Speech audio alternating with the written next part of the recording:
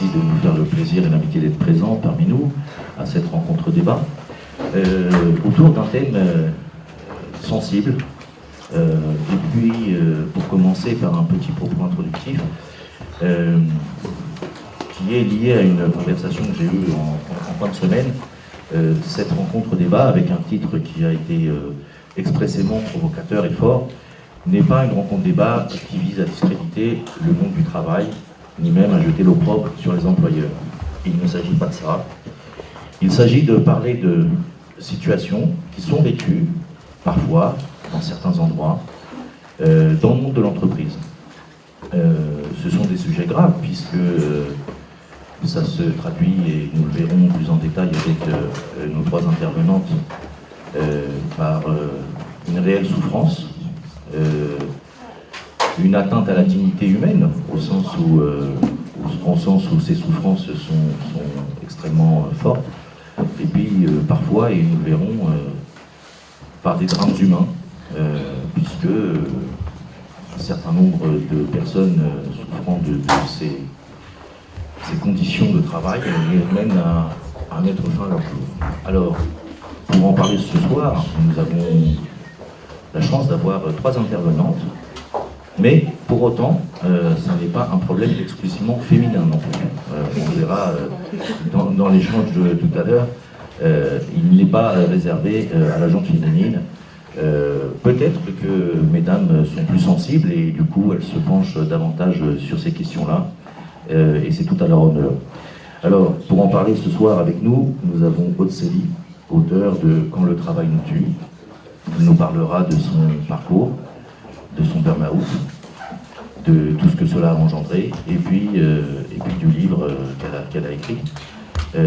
Nous avons aussi Karim Al-Absir, qui est psychologue du travail, ergonome, et donc qui connaît extrêmement bien ces questions-là, pour avoir notamment travaillé avec des comités d'hygiène et de sécurité et sur les conditions de travail, sur des différents rapports, différentes études.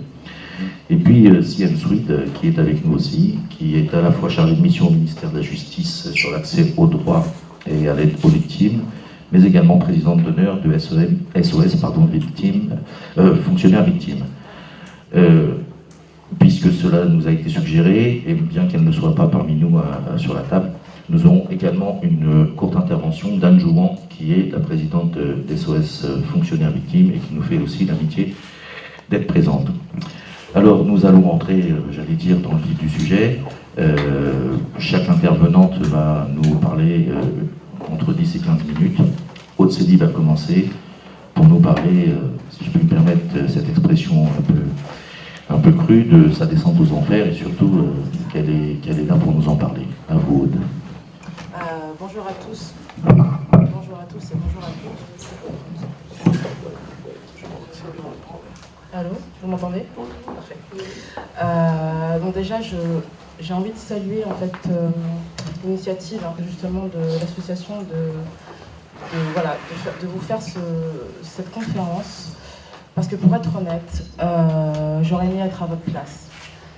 En 2008, donc je suis rentrée dans une société internationale très connue. Et au moment où je suis rentrée dans cette entreprise, j'ai jamais été aussi fière et aussi enthousiaste. Et pour moi, je décrochais le poste de ma vie. Et 4 ans après, j'ai fait une tentative de suicide. J'allais me faire opérer, j'allais avoir une anesthésie générale. Et j'ai pris 15 cachets d'anxiolytiques et je n'avais qu'une envie, c'était de mettre fin à mes jours et que ma souffrance s'arrête. Ce qui est important de vous expliquer, c'est que les personnes qui vivent en burn-out, ce ne sont pas des personnes faibles, ce ne sont pas des personnes qui ne savent pas s'organiser, c'est exactement l'inverse. Les personnes qui vivent en burn-out, c'est des personnes qui sont extrêmement investies, qui sont très engagées, qui sont très impliquées.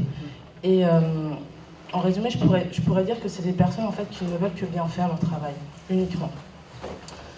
Le burn-out, donc on appelle ça le syndrome, c'est mieux de vous le dire en français, c'est le syndrome d'épuisement professionnel. Pour moi, il est physique, il est mental et il est émotionnel. C'est un long processus, c'est pas un processus qui arrive du jour au lendemain. Il est très vicieux, c'est pour ça que c'est une maladie qui est difficile à détecter. Il faut, voilà, on appelle ça le stress chronique, mais pour que vous compreniez, c'est ce qu'on appelle le stress exagéré. Il faut environ 6 mois de ce type de stress pour commencer à avoir malheureusement des signes importants. Après ce livre, j'ai reçu une multitude de courriers et je tenais à vous lire celui-ci que j'ai reçu il y a hier. Bonjour Aude, je vous ai lu dans beaucoup d'articles, vu dans des émissions concernant le burn-out et je me permets de vous contacter pour vous demander votre aide. Je m'appelle Sandrine, j'ai 26 ans et je suis en couple avec mon ami depuis 9 ans. Il est directeur d'un cinéma de ville pour un grand groupe français. Il a évolué au sein de ce groupe tout d'abord en tant que vendeur, puis directeur il y a 2 ans. Il avait 24 ans. Il se donne pour son travail, il fait ce qu'il aime. Il doit manager une équipe avec tous les problèmes que ça implique et n'a jamais été formé pour ça. Il a été livré à lui-même dès qu'il a été nommé. C'est un bosseur, donc il ne s'habitue jamais. Malgré ces difficultés, il s'investit. Le peu de fois où des cow-boys de la direction du siège social se sont déplacés pour des contrôles, il a eu droit à des réflexions du genre « vous n'avez rien d'un directeur » ou des remontrances devant son équipe. Seul le numéro 2 du groupe apporte un peu de soutien, mais bien trop rarement. Il y a 6 mois, son adjointe s'est mise en arrêt. Il s'est retrouvé seul. Puis au retour de cette adjointe, c'est son assistant qui s'est mis en arrêt. Il n'a jamais été encadré et personne de la direction ne l'a aidé. Il devait se débrouiller pour obtenir des résultats. C'est suite à tout cela et progressivement qu'il s'est détaché de tout et de tout le monde dans la sphère privée. Je me suis aperçue aussi qu'il avait des signes physiques, migraine, mal au thorax, au dos. Il ne boit pas, ne fume pas, respecte les limitations de vitesse. Lui qui était toujours positif et fonceur, je ne le reconnais plus. Il n'a plus envie de rien, plus de motivation, je le sens vide, sans sentiment, sans émotion, plus rien. Alors qu'il était très affectueux et plein de projets, mariage, bébé. Il a fini par me quitter il y a 3 semaines. Il me dit qu'il est perdu, il a besoin d'aide. J'ai essayé, j'ai fait ce que je pouvais. Il se confie à moi, mais aujourd'hui il s'isole. Sans vouloir les dénoncer, c'est un groupe qui ne respecte pas la législation et qui voit d'un mauvais œil tous ceux qui se mettent en arrêt. Il est coincé, et pour lui démissionner le ferait passer pour un faible. Il a de toute façon prévu de partir, mais dans 2 ans seulement, pour pouvoir mettre 4 ans d'expérience sur son CV. Je ne sais pas vers qui me tourner, il ne peut pas avancer de cette façon, et seul, d'autant plus qu'il ne comprend pas ce qui lui arrive.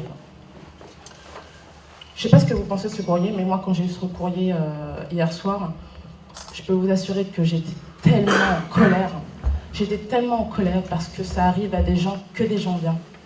Ça arrive à des gens qui sont très investis. Et moi, mon histoire, vous le lirez si vous lisez le livre, ça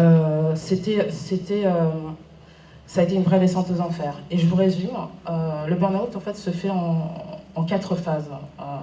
La première en fait je pourrais dire que c'est le plaisir au travail. C'est-à-dire qu'on a trouvé le boulot, on est content, c'est le métier qu'on voulait, en tout cas on s'y plaît vraiment.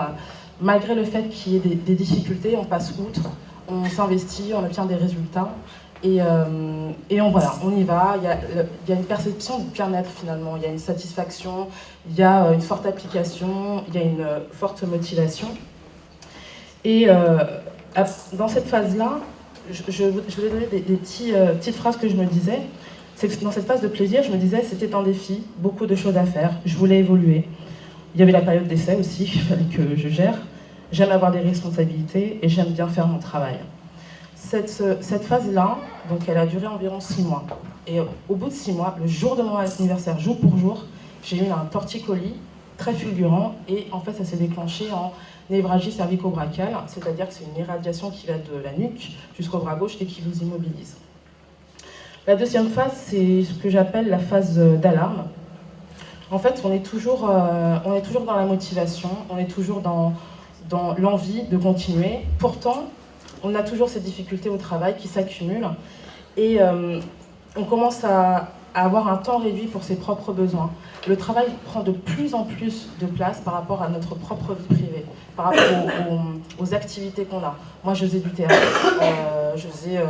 j'ai fait du volley, mais à chaque fois, j'étais tellement épuisée que je ne prenais même plus le temps d'y aller. Je faisais mes horaires de travail. Je me rappelle, j'avais mon agenda, il y avait 19h le lundi, tu vas au volley. Mais j'avais tellement de travail que j'y allais pas, j'y allais plus. À partir de cette phase d'alarme, on commence à avoir des signaux physiques. On commence à avoir donc, cette espèce de torticolis, de temps en temps les névralgies, des maux de dos, des maux de tête. Mais honnêtement, j'y faisais pas plus attention que ça. Je croyais honnêtement que c'était moi le problème. Je crois que c'était moi. Je n'aurais jamais imaginé que c'était lié en fait aux conditions de travail que je vivais. Donc dans cette phase d'alarme, le type de pensée que j'avais, ce qui se passait, c'est que j'avais 20 minutes pour déjeuner, donc je prenais un sandwich, j'étais devant mon ordinateur, j'avais tellement pas de temps, il y en avait des réunions, on avait dans tous les sens, donc j'avais même plus le temps de prendre ma pause déjeuner. Donc j'étais très impliquée pour malheureusement gérer toutes les tâches que j'avais à faire, parce que moi le métier que j'avais, c'était en tant que responsable ressources humaines, j'avais une centaine de salariés sous ma responsabilité. Et j'avais un métier généraliste, c'est-à-dire que je faisais la paye, je faisais le juridique, je faisais le développement des compétences, je faisais le recrutement, etc. Et j'avais tellement de tâches à accomplir que je travaillais de plus en plus longtemps. C'est-à-dire que je travaillais 8 heures, 9 heures, 10 heures, et j'ai fait des journées jusqu'à 17 heures de travail non-stop. Sachant que ma direction me demandait aussi de le faire, parce que sinon, au niveau de l'entretien annuel que vous connaissez, on vous donne une note et vous allez avoir votre augmentation de salaire. On me suggérait largement de pouvoir m'investir autant. La troisième phase, en fait, c'est la phase d'acharnement. En fait, on est dans cette espèce de rythme effréné. C'est pour ça que je vous parle de la phase d'engagement où on commence à avoir la sphère privée qui commence à grignoter, parce que ça veut dire justement que le travail doit prendre de plus en plus de place et qu'on a de moins en moins le temps de le faire. Donc on continue ce rythme effréné, on obtient des résultats malgré tout, c'est ça le truc. Mais on commence à avoir des doutes sur soi, on commence à douter de l'entreprise, on commence à avoir des pensées négatives. Et là, les signaux commencent à persister, c'est-à-dire que vous allez avoir des mots. Par exemple, moi j'avais des reflux gastro-œsophagiens et je ne comprenais pas pourquoi j'en avais. J'en avais tout le temps. Je mangeais, j'avais mal au ventre, j'avais mal au ventre quand je me levais le matin, j'avais mal au ventre quand je mangeais, j'avais mal au ventre quand je rentrais le soir. Je suis partie voir un gastro-entérologue et il me dit voilà, quel est votre métier? Il me fait, mais vous êtes stressé. J'ai fait, oui, je suis stressée. Il fait, faut que vous déstressiez. J'ai rigolé, je me dis, mais bon, mais c'est pas quel boulot je fais. Mais bon. Et pendant cette phase d'acharnement, le type de pensée que j'avais, c'était première chose que j'allais y arriver, malgré toutes les difficultés, toute la charge de travail, le fait que j'avais pas de soutien, etc. Je me disais que j'allais y arriver. Je me disais aussi que ça allait s'arranger. Je me disais, voilà, j'ai pas de soutien, je suis toute seule, j'ai 120 salariés à gérer. Donc je me disais, ça va s'arranger à un moment ou à un autre. La direction voit bien que j'ai des difficultés.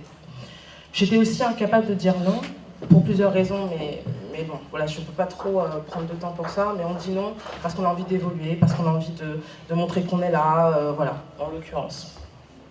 J'ai commencé à avoir des commentaires de mon entourage, et il y a deux syndromes que je voudrais que vous reteniez aussi dans cet acharnement.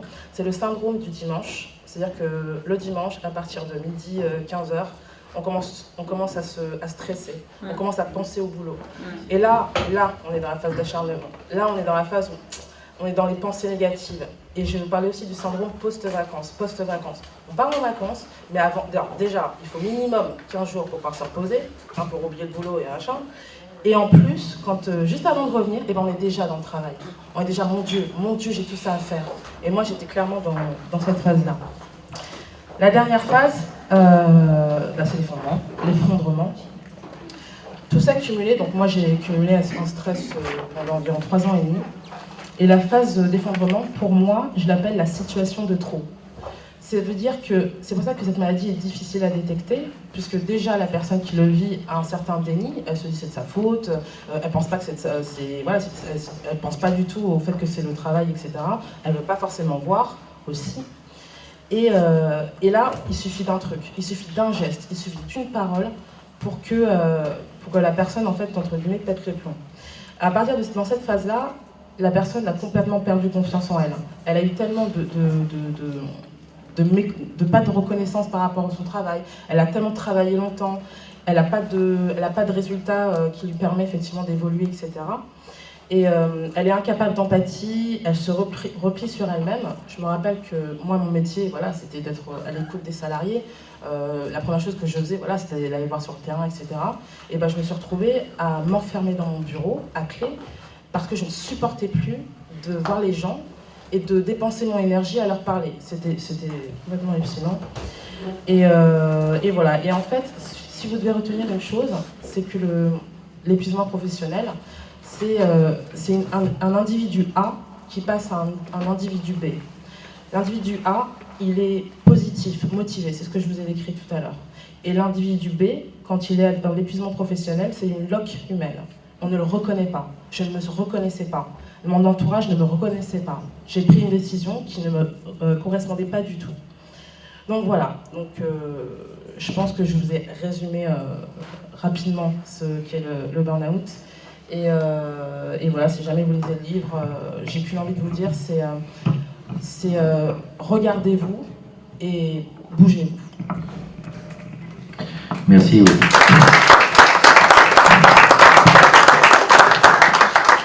Il y aura sans doute des questions au moment où on sera dans la partie débat, mais on voit à quel point déjà on est au cœur du sujet avec ce processus que vous nous avez décrit en 4 phases, et puis voilà l'effondrement.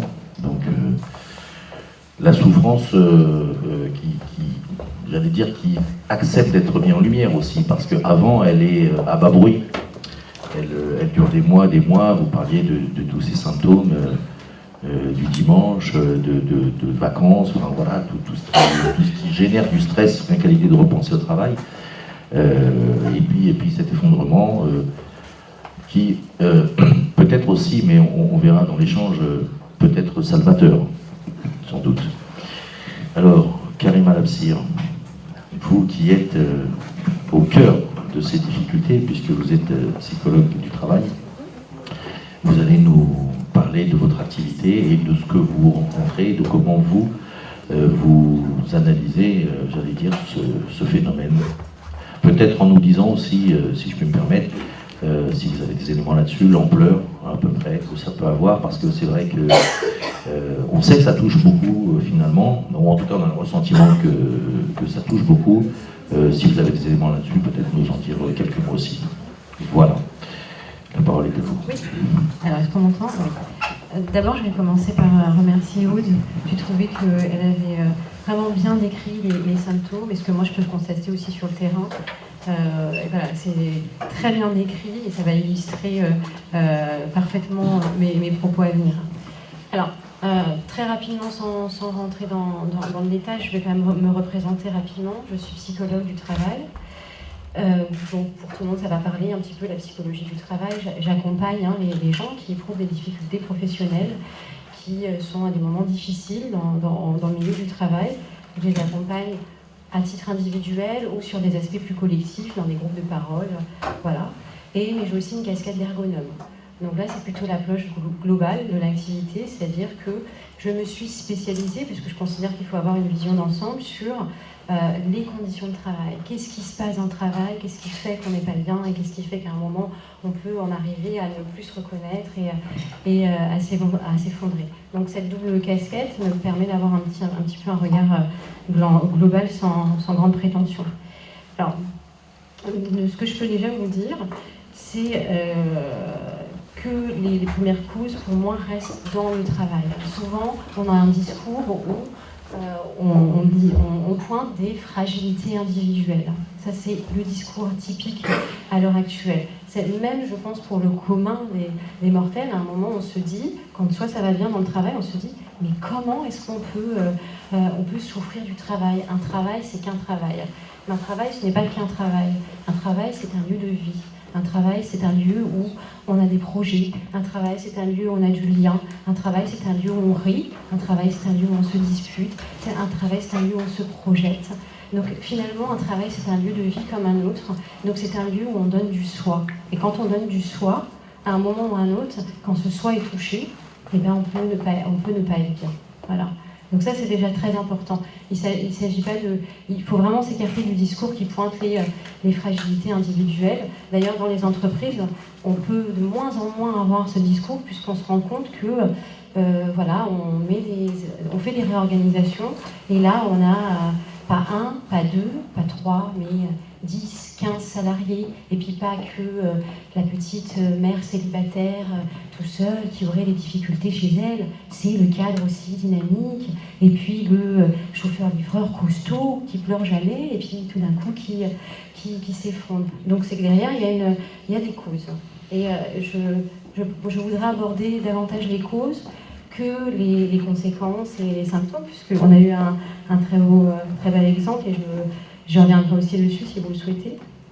Déjà, on parle de conditions de travail. Mais qu'est-ce que c'est que les conditions de travail? Donc, pour schématiser, les conditions de travail, c'est par exemple les objectifs qu'on fixe, les moyens qu'on donne pour réaliser le travail, la charge de travail, les tâches, les missions concrètes, la répartition de ces activités, la posture managériale, le relais d'information, la qualité des échanges, l'évaluation, la rétribution, toutes les petites choses, la reconnaissance, toutes les petites choses qui font partie du travail. Et parfois, quand on a sur un de ces facteurs, ou plusieurs de ces facteurs qui deviennent un peu dysfonctionnants, eh ben on a l'apparition de troubles sur la santé. Et autant sur la santé physique que sur la santé mentale, parce que les deux sont liés. Voilà, ça c'est très important, et Aude l'a bien rappelé, c'est-à-dire quand on va pas bien mentalement, ça finit par se répercuter sur la santé physique. D'ailleurs, il y a un certain nombre d'études qui prouvent qu'il y a même des maladies professionnelles qui sont aggravées du fait des risques psychosociaux et des difficultés de troubles plus psychiques. Donc, un salarié ne souffre pas simplement parce que le responsable a été dur ou qu'on leur a demandé d'atteindre des objectifs qui ne sont pas atteignables pour ensuite leur reprocher de ne pas être assez performants. Ça va plus loin que ça. Les salariés ils souffrent parce qu'à un moment, on leur donne l'impression de ne pas être à la hauteur, de ne pas être bon, et ça touche à la confiance en soi. Et ça, elle a bien décrit. C'est-à-dire qu'on a beau pouvoir se dire... j'ai pas réussi à faire ce dossier parce que les fournisseurs ne m'ont pas répondu et puis on m'a demandé 3 trucs en même temps et 4 réunions. On arrive à le verbaliser, mais à un moment ou à un autre, quand on regarde autour de soi et qu'on voit les autres qui ont l'air de faire le travail, ça finit par s'insinuer tout doucement en soi et on se dit que le problème c'est peut-être soi. Voilà. Et c'est là que commence à déraper le cycle, parce que souvent ce qu'on fait c'est qu'on se donne encore plus. Et puis on passe plus de temps, et puis on en parle davantage, et puis ça devient extrêmement lourd, et puis on n'a plus le recul, c'est-à-dire qu'on n'arrive plus à se rendre compte que le contexte peut rendre malade. Et la première chose dans les échanges que j'ai moi avec les agents, c'est ça, c'est de leur faire parler de leur travail, avant même de leur faire parler de leur souffrance. Parce qu'on retrouve l'ensemble des mots dans le travail, et ils les décrivent très bien. Ils sont capables de dire, on est dans une société où on supprime de plus en plus des postes, et on demande de faire de plus en plus, et de plus en plus vite, tout en parlant de qualité, sauf qu'à un moment ou à un autre, on commence à être dans des objectifs contradictoires. Comment on fait pour faire plus en plus vite, passer moins de temps au téléphone, parce que aussi maintenant, il y a des entreprises où on calcule le temps passé au téléphone. Donc, comment on fait pour être dans la qualité avec les clients, tout en n'ayant pas de temps à leur accorder? Comment on fait? À un moment ou à un autre, on ne se reconnaît plus. Et vous savez, souvent, ce qui fait le plus souffrir les gens, paradoxalement, alors ils peuvent avoir des responsables qui sont de type harcelant, voilà. Ce qui fait le plus souffrir, c'est déjà de ne pas pouvoir faire un travail de qualité. Ça, on l'oublie souvent. L'ensemble des personnes qui travaillent, à part quelques exceptions, mais souvent on met les exceptions en avant, ont envie de rendre un travail dans lequel ils se reconnaissent, pour lequel ils sont fiers, et un travail qu'ils considèrent de qualité. Et quand on est dans une organisation où on a de moins en moins de marge de manœuvre, on ne nous donne pas les moyens de faire notre activité, mais à côté de ça, on nous met des objectifs toujours de plus en plus élevés, on fait plus travail de qualité. Et on perd son identité, parce qu'on se construit une identité professionnelle, et pour nous, le travail a un sens. Et quand on perd le sens du travail, on perd aussi une partie de soi au travail, et c'est là qu'on peut commencer à décompenser. Voilà, sur ces points-là, ce sont des notions qui sont très importantes. J'essaie de retrouver un peu le fil conducteur. Alors, il y a un point qui est très important, qui a été aussi développé, c'est le fait que le travail ne s'arrête pas à la sphère professionnelle. C'est qu'à un moment ou à un autre, oui, quand on va mal, on ramène ce travail à la maison. Alors souvent, quand on analyse, les entreprises essayent d'amener ça plutôt dans le versant que la personne n'était pas bien chez elle, et elle a ramené ses problèmes au travail, et elle n'est pas bien. Mais la réalité, la réalité, c'est que ça se fait souvent dans l'autre sens. Parce que ce qu'on oublie, c'est que le travail, c'est facteur de santé. On ne le dit pas assez. Quand on a parfois, quand on est seul, quand on a des situations personnelles difficiles, le travail, c'est aussi facteur de santé. Quand il nous offre les conditions dans lesquelles on produit, on se sent performant et dans lesquelles on s'épanouit. On s'épanouit, tout à fait. Donc ça peut au contraire être un bon levier pour dépasser des problématiques personnelles. Mais souvent on amène les choses dans l'autre sens, alors que la réalité aussi, c'est que quand c'est dur au travail, comme je vous l'ai expliqué, qu'on donne une partie de soi, finalement c'est soi aussi le travail, quand une partie de soi est blessée, on ramène cette blessure dans la sphère privée. Et cette blessure, elle peut se transformer en divorce, on fait du repli, on est dans le repli social, on n'a plus les mêmes envies, on est irritable, un certain nombre de choses. Et là, tout d'un coup, finalement, oui, la sphère privée devient compliquée, puis on pointe ça, mais parfois la réalité, elle est tout autre. Elle est aussi que le travail a un petit peu peut lui mettre des brèches dans ce qu'on avait un peu construit un peu plus solide à côté. Ça, c'est aussi une des réalités. Alors après, il y a aussi un discours très, très commun où on se dit, dans les mêmes situations de travail, pourquoi est-ce qu'il y a une personne qui souffre et pas les autres? Puis là, c'est encore facile et on se dit, forcément, encore cette histoire de fragilité. Je ne veux pas nier qu'il y a une dimension individuelle. Ça, elle dit, mais je dirais au même titre que la maladie physique. Je vous donne un exemple qui va paraître un peu barbare.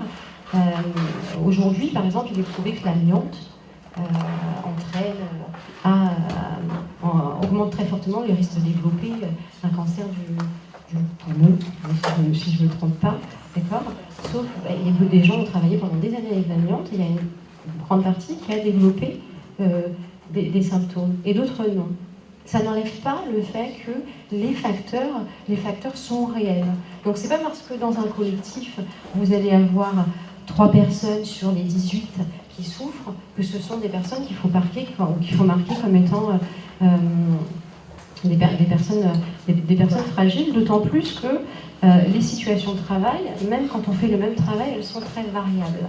C'est-à-dire qu'on va dire, ces 2 secrétaires sont dans le même bureau, elles ont les mêmes objectifs, elles travaillent de la même façon. Il y en a une qui souffre, l'autre qui ne souffre pas, donc c'est qu'il y en a une qui n'est pas faite pour le job. Quand on étudie vraiment, c'est ce que je fais dans l'ergonomie, quand on étudie vraiment le travail, on se rend compte en fait qu'il est tout le temps variable, il n'est jamais le même pour personne, même quand on a la même casquette et même quand on exerce le même métier. Et c'est ces petites différences d'une personne à l'autre qui peuvent conduire aussi à basculer dans la souffrance. Je vais vous donner un cas concret. Un jour, je suis peut-être un peu trop longue, non? Ça va pas? D'accord. Non, pour l'instant, ça va. D'accord. Laisse un chronomètre. Non. Si c'est pas trop long pour la salle, c'est pas trop long pour moi, mais vous avez encore. D'accord. Je vais aborder plein de choses, mais après on le fera sous forme de questions-réponses. Voilà. Mais je vais quand même donner cet exemple. On me demande d'intervenir pour 2 assistantes commerciales qui travaillent pour 2 commerciaux différents dans le même bureau. Et on me dit, voilà, il y en a une qui est en difficulté, on commence déjà à essayer de m'aiguiller vers une reconversion, elle n'est pas faite pour le métier, fragilité, blablabla, ok. Donc moi je vais analyser les conditions, et sur le papier, effectivement, elles travaillent avec les commerciaux, elles ont les mêmes objectifs, elles doivent faire telle tâche, rendre tel compte rendu. Sauf que, non, c'est beaucoup plus compliqué que ça. Je vais à la rencontre, puis je me rends compte qu'il y en a une qui travaille pour un commercial dont le secteur est juste à côté du bureau, donc ils passent très régulièrement. Du coup, ils s'organisent plus facilement dans leur activité, alors que l'autre non. Le commercial n'a jamais le temps de passer. Il y en a une qui travaille avec un commercial qui a 10 ans d'expérience et qui vend un produit qui est hyper bien rodé, qui sait très bien anticiper les problématiques éventuelles sur le terrain, ce qui facilite d'autant le travail de la commerciale. L'autre travaille avec un commercial novice qui vend un matériel qui est totalement nouveau, pour qui il faut mettre toutes les procédures, tout ce genre de choses. Donc il y a une tâche de travail qui n'est pas la même et qui est autrement compliquée. Mais quand on arrive à parler réellement des problématiques, et non pas qu'on pointe les avis, on a pu travailler réellement sur les problèmes. En travaillant réellement sur les problèmes, on a pu aussi les dépasser. Il suffisait de faire de l'accompagnement, de former, de donner les bons outils, ce genre de choses. J'essaie de vous dire d'autres petites choses. Alors, on a parlé très globalement de la souffrance, mais on oublie aussi d'autres choses qui sont plus diffuses, mais qui sont en lien avec les conditions de travail difficiles. Il peut y avoir de la souffrance, mais il peut y avoir aussi de la démotivation. D'accord ? Souvent, quand on voit il n'y a pas de bouton, il y a des agents qui pendant 10 ans ont fait parfaitement leur travail, étaient d'excellents agents qui ont eu toujours des excellentes évaluations, et puis du jour au lendemain, c'est plus le cas.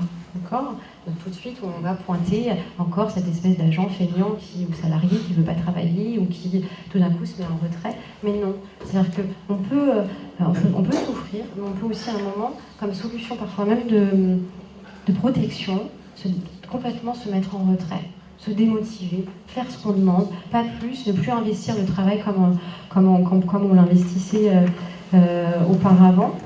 Ça peut être aussi un des symptômes. Et plus particulièrement, ce que je voudrais rebondir, c'est sur les collectifs de travail, en fait. C'est-à-dire que dans les conditions de travail difficiles, ce qu'on voit aussi, c'est que les collectifs deviennent dysfonctionnants. D'accord ? C'est-à-dire qu'on est moins dans l'entraide, on est moins dans l'écoute, on est plus dans le repli sur soi, et le collectif va devenir à son tour un peu violent pour tout le monde. C'est-à-dire dans des situations de travail où le chef va demander de faire plus 15%, c'est déjà dur pour soi. Donc ce qu'on faisait avant, où on donnait un petit coup de main, où on avait un petit sourire et compagnie, on les a plus. Et le collectif, c'est facteur de santé. Alors qu'aujourd'hui, contrairement à ce qui se passait avant, ce qui fait qu'aussi on aperçoit plus de symptômes de souffrance au travail, c'est qu'avant on avait des collectifs forts, on avait des collectifs qui étaient très protecteurs, où on se soutenait beaucoup. À l'image de la société, on commence aussi à avoir des collectifs dans lesquels fonctionnent des individus, des individualités. Et donc, on pouvait venir dans des conditions difficiles en se disant « mais j'ai mon collègue, il est sympa, et puis on s'entraide, et il y a le sourire, et il y a l'humain », et on rebondissait sur ces situations. Et là, aujourd'hui, on trouve moins ce levier pour rebondir. Enfin, donc, la question, elle est aussi collective. Voilà, j'ai brassé un petit peu un panneau complet, je pense. Vous me poserez des questions, j'y répondrai. Je vais rendre la parole quand même, parce que sinon je ne vais jamais m'arrêter. Mais je suis le premier surpris, vous qui m'aviez dit en amont, je ne suis pas très à l'aise dans l'exercice. Et bravo. Bravo, d'autant que votre intervention était qualifiée dans ce qu'elle a pu nous apporter. Moi, j'ai relevé 3 choses, mais de manière sélective, j'allais dire, ce que vous releviez concernant l'impact sur la confiance en soi et sur l'estime de soi, qui est, je pense, en tout cas, quelque chose qui fragilise assez largement. Dans un contexte où, vous l'avez rappelé, les contradictions entre le fait de vouloir maintenir une qualité, pour ne pas dire l'améliorer, tout en réduisant fortement les moyens. Et donc là, on est dans une situation qui rend un peu fou, c'est le moins qu'on puisse dire.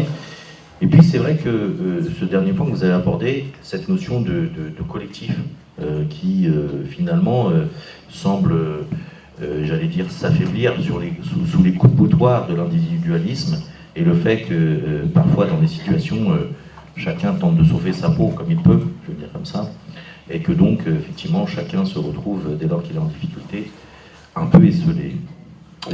Si Sweet va avoir la parole, je crois qu'elle va nous parler particulièrement, et c'est normal, c'est un domaine qu'elle connaît, de ce qu'il se passe dans les forces de police ou de gendarmerie, avec notamment un certain nombre de suicides. Je rappelle quand même pour mémoire, parce que ces drames humains, quand ça va jusqu'à la perte de la vie, sont pas nouveaux. Je rappelle l'affaire Renault, Technopole, notamment, avec un certain nombre, 10 à 15 morts par suicide.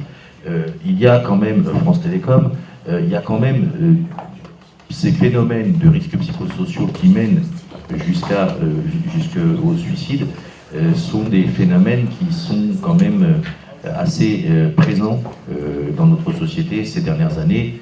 Et le fait de parler de ce soir, de ce thème, voilà, met encore plus en lumière ce grave problème de société, parce que c'est un grave problème de société.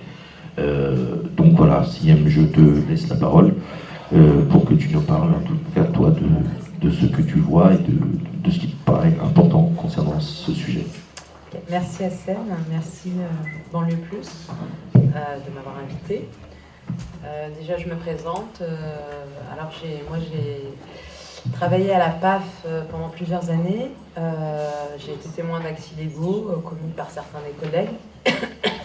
J'ai alerté ma hiérarchie en interne, puis en externe. Puis j'ai écrit un livre qui s'appelle Omerta dans la police. Et j'ai aussi été témoin et j'ai vu beaucoup de collègues policiers qui étaient véritablement en souffrance. Et plus qu'en souffrance, c'est bien pire puisque ça amène au suicide. Et que chaque année, les suicides dans la police augmentent. Cette année, on en est à 43 suicides depuis le début de l'année. 47 depuis le début de l'année. Il y a eu 40 policiers en 2013, c'est ça 40 policiers en 2013 qui se sont suicidés.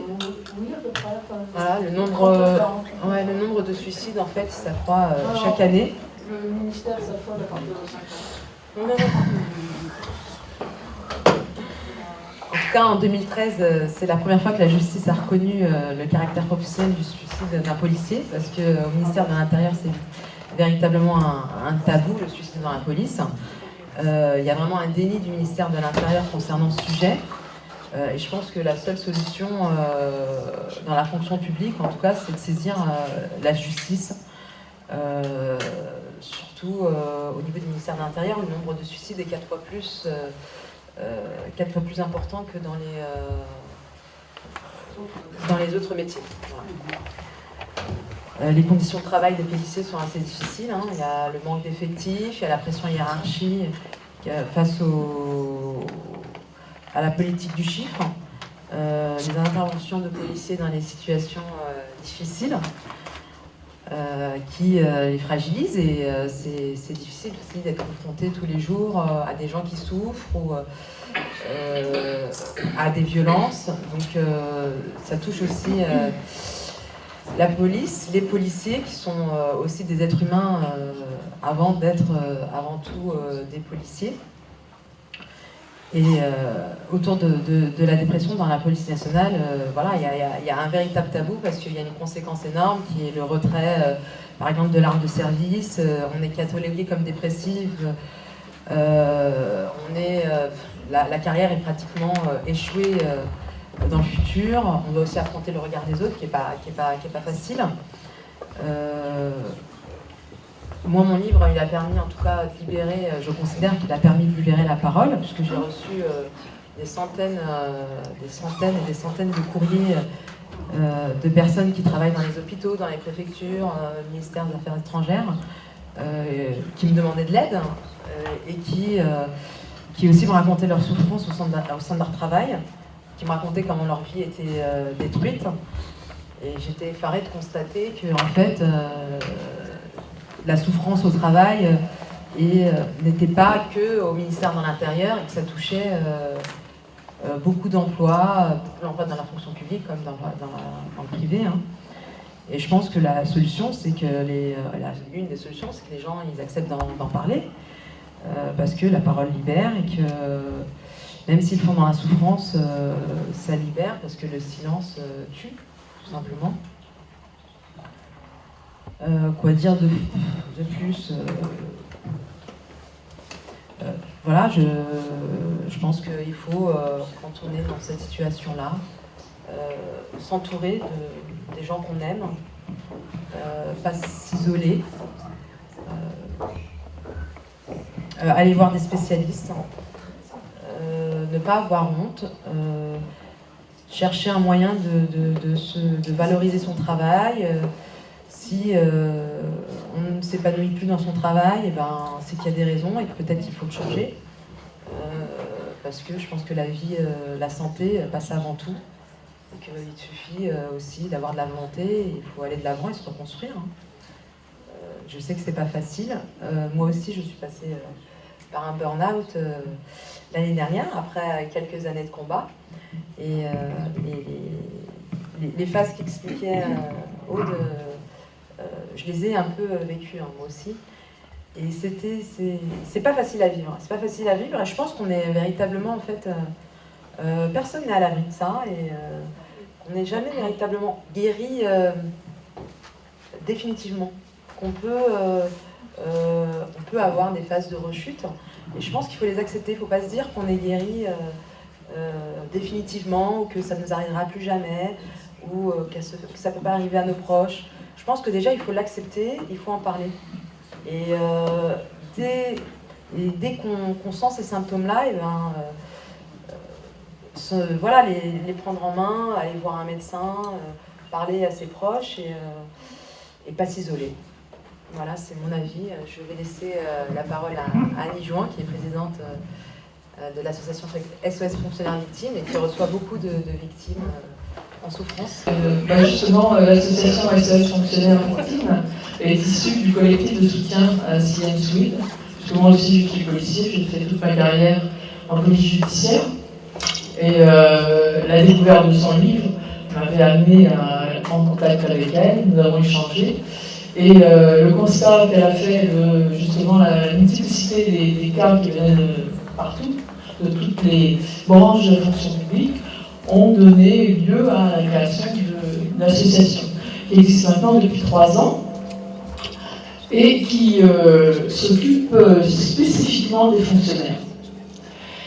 Parce que, alors je voulais faire un peu en aussi, parce que souffrance au travail, moi ça me révolte. Il y a déjà des gens qui souffrent de ne pas en avoir de travail. Bon, ça c'est, ou qui l'ont perdu.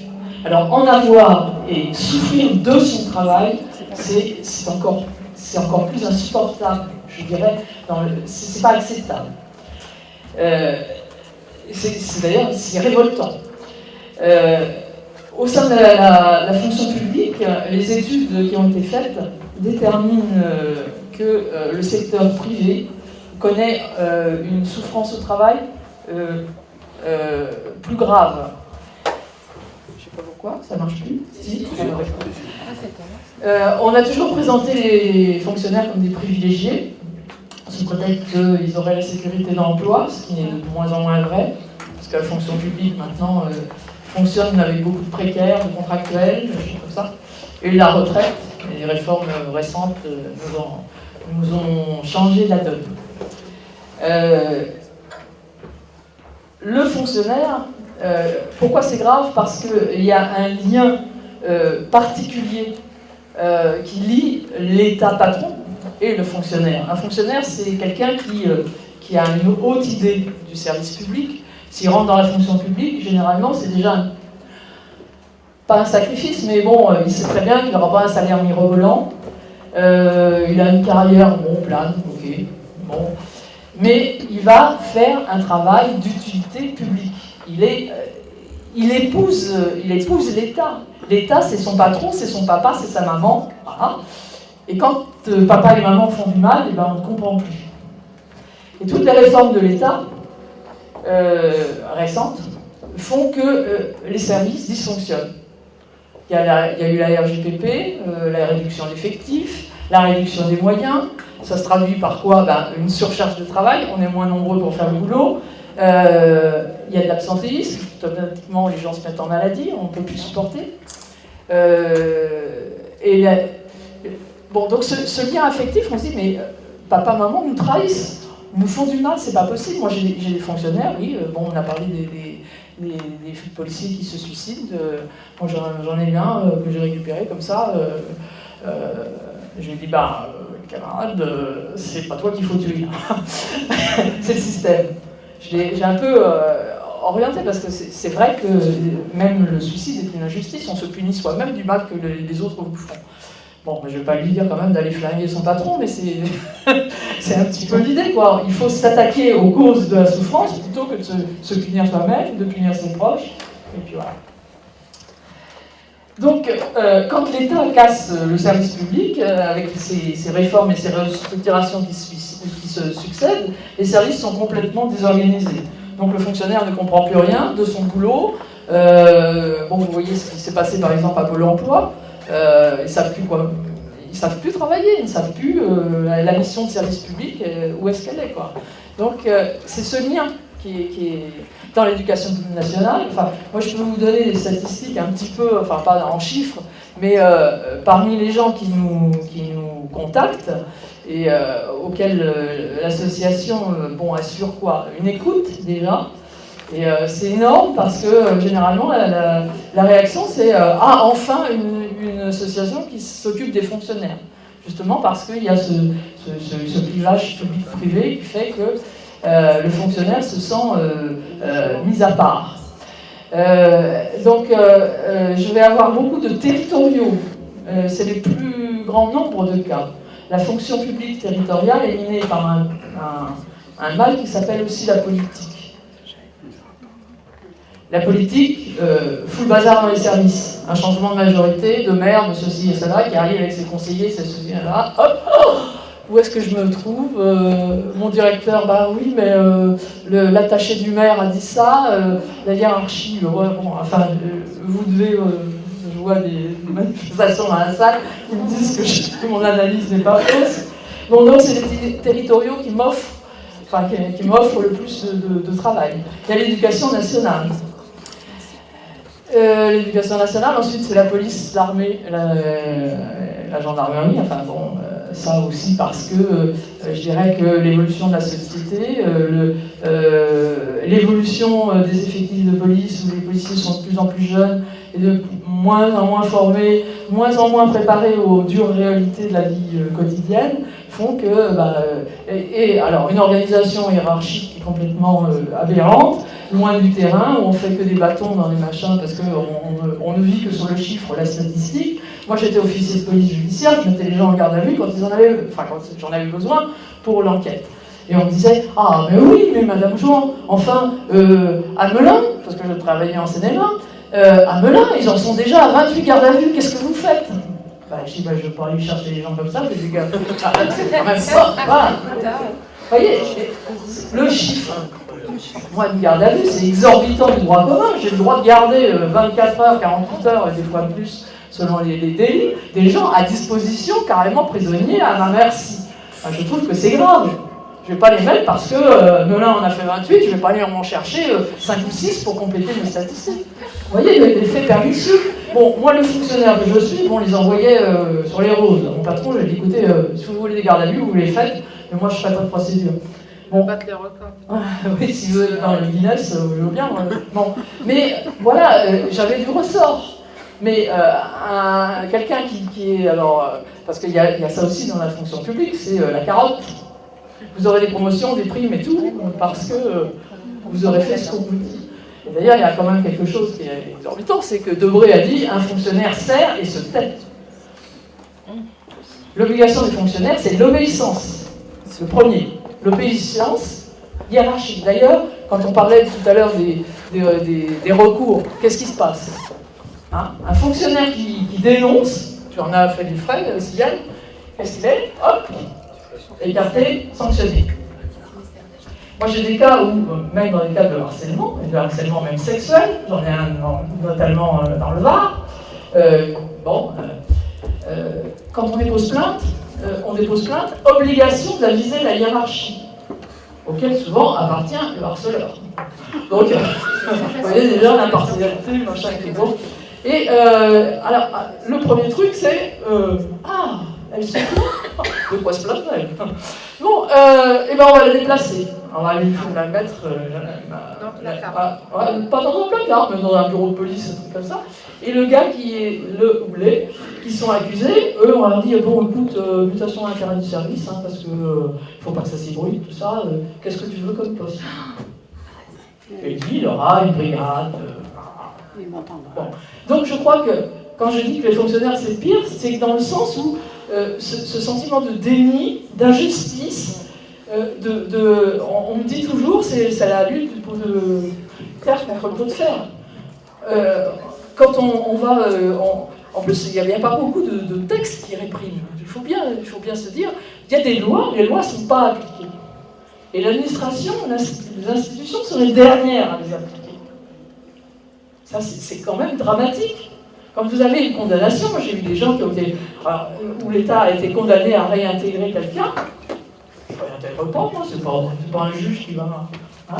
Il faut faire un nouveau recours. Alors ça dure des années des fois. Vous avez des délais procéduraux qui sont énormes en justice administrative. Et quand je dis justice administrative, c'est un gros mot, parce que dans la justice administrative, il y a l'administration. Donc l'administrative donne souvent plus raison à l'administration que... Et je vous dis, une plainte en harcèlement, un truc comme ça va être classé pour infraction insuffisamment caractérisée. Parce qu'on ne veut pas aller chercher le responsable. Et tous les fonctionnaires que j'ai, le pire souci qu'ils ont, c'est justement ce souci d'injustice, de ne pas être pris en compte, que la souffrance n'est pas prise en compte. Et là, je parle que des délits, mais bon, la souffrance au travail, elle est quotidienne, mais ça, je dirais qu'il faut aussi l'affronter, les conditions de travail.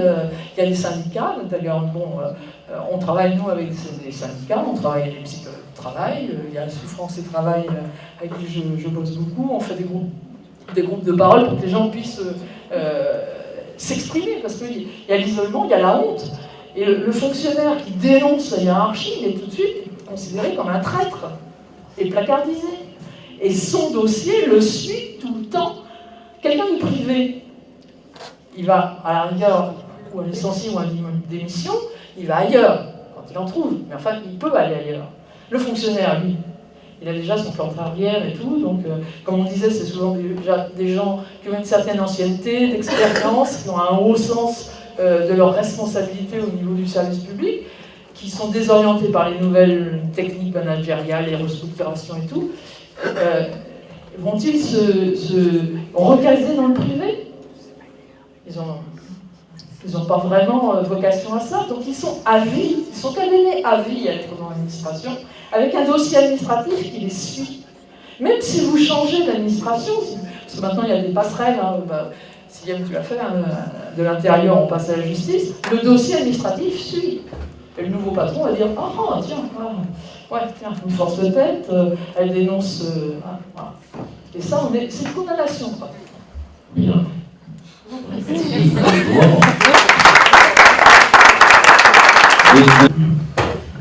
Donc, je suis très interpellée par les différentes interventions. Moi, je m'appelle Blandine, tout d'abord, puisque dans mon parcours professionnel, je suis depuis 2011 dans une situation qui perdure.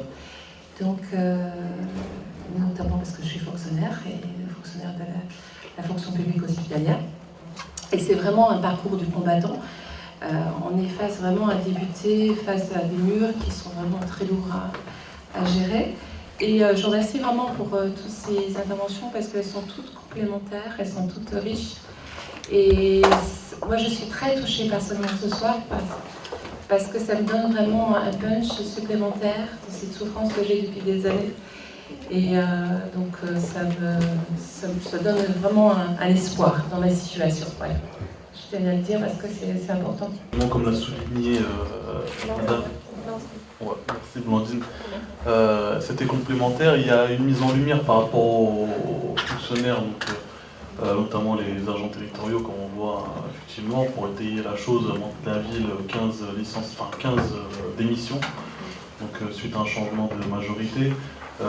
Et ça met en lumière, par rapport au garde à vue, énormément de choses. On comprend mieux maintenant pourquoi certaines situations arrivent dans des quartiers où certaines personnes se retrouvent en garde à vue alors qu'ils n'avaient rien fait. Donc je comprends mieux maintenant. Non, mais merci beaucoup pour ces informations parce que je n'étais pas au courant. Donc, je ne sais pas si d'autres, voilà, mais merci beaucoup. Il y avait juste une question que je voulais poser et échanger avec vous sur les risques, parce qu'on a parlé un peu des risques psychosociaux dans le monde du travail, qui créent du stress, etc. Il y a une petite notion que je voulais évoquer avec vous, c'est effectivement le manque de reconnaissance et la discrimination éventuellement dans le monde du travail, notamment pour les femmes, raciales, etc. Quel est vous ressentiez, vous, en tant qu'ancien RH, si j'avais bien compris, et vous en tant que psychologue, et vous aussi en tant que membre de la police, est-ce que vous pouvez me donner quelques mots par rapport à ça, sur ce sujet-là qui m'intéresse?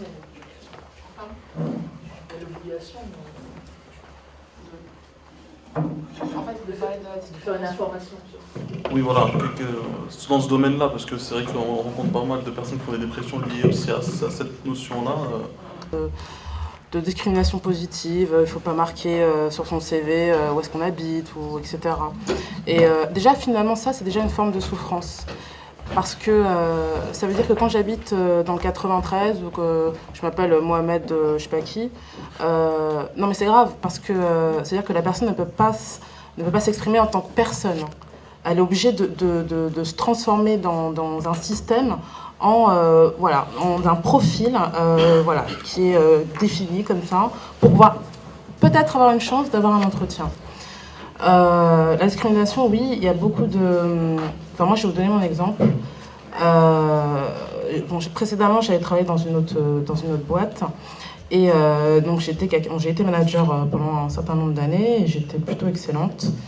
Et en fait, j'avais commencé dans un tout petit magasin, etc. Et vu les résultats que j'avais eus, on a voulu me transférer sur le premier magasin. Et en fait, j'ai mon entretien. Et donc j'avais 3 personnes et on me dit, tu sais Aude, c'est pas parce que t'es noire qu'on te nomme sur le magasin. Et moi je regarde et je me dis j'espère bien parce que mais je comprends même pas pourquoi. Et en fait ça c'est quelque chose qui touche en fait aussi parce qu'on se dit mais pourquoi il y a quelqu'un qui serait blanc, j'ai rien contre, pas de racisme etc. On ne lui dit pas on te nomme parce que. Donc il y a cette espèce d'étiquette. Dans la boîte où j'ai fait mon burn-out, c'est malheureux de le dire, mais il y a beaucoup de personnes d'origine étrangère qui en fait ont été licenciées. Quand j'étais responsable RH, donc j'étais pour la direction évidemment, et en fait c'est moi qui devais construire les dossiers. C'est moi qui devais chercher les informations, trouver des petites fautes, etc. Et malheureusement, oui, c'est ce que j'ai constaté. D'ailleurs, je l'ai écrit dans le bouquin. Pourquoi est-ce que j'ai pas pu avancer? Est-ce que je suis trop noire? Est-ce que je suis trop grosse? C'est ces mots-là que j'ai écrits dans ce bouquin. Donc oui, la discrimination par rapport aux handicapés aussi. Je veux dire, où est-ce qu'on en voit? Où est-ce qu'on en voit? Aujourd'hui, les entreprises dans lesquelles aussi j'ai bossé, elles préfèrent payer l'amende plutôt que d'embaucher. C'est quand même scandaleux. Donc imaginez aussi la souffrance de ces pauvres candidats qui sont aussi performants. Je me rappelle que j'avais monté un dossier pour intégrer les travailleurs handicapés dans une société. On m'a dit « Ah non, c'est pas prioritaire ». Et voilà, donc j'ai tellement d'exemples, mais voilà ma vision et mon approche. Alors, effectivement, ça peut entrer en ligne de compte. C'est pas forcément le constat majeur que je fais généralement quand je reçois des gens qui sont de différentes nationalités ou couleurs. Elles souffrent d'abord du travail.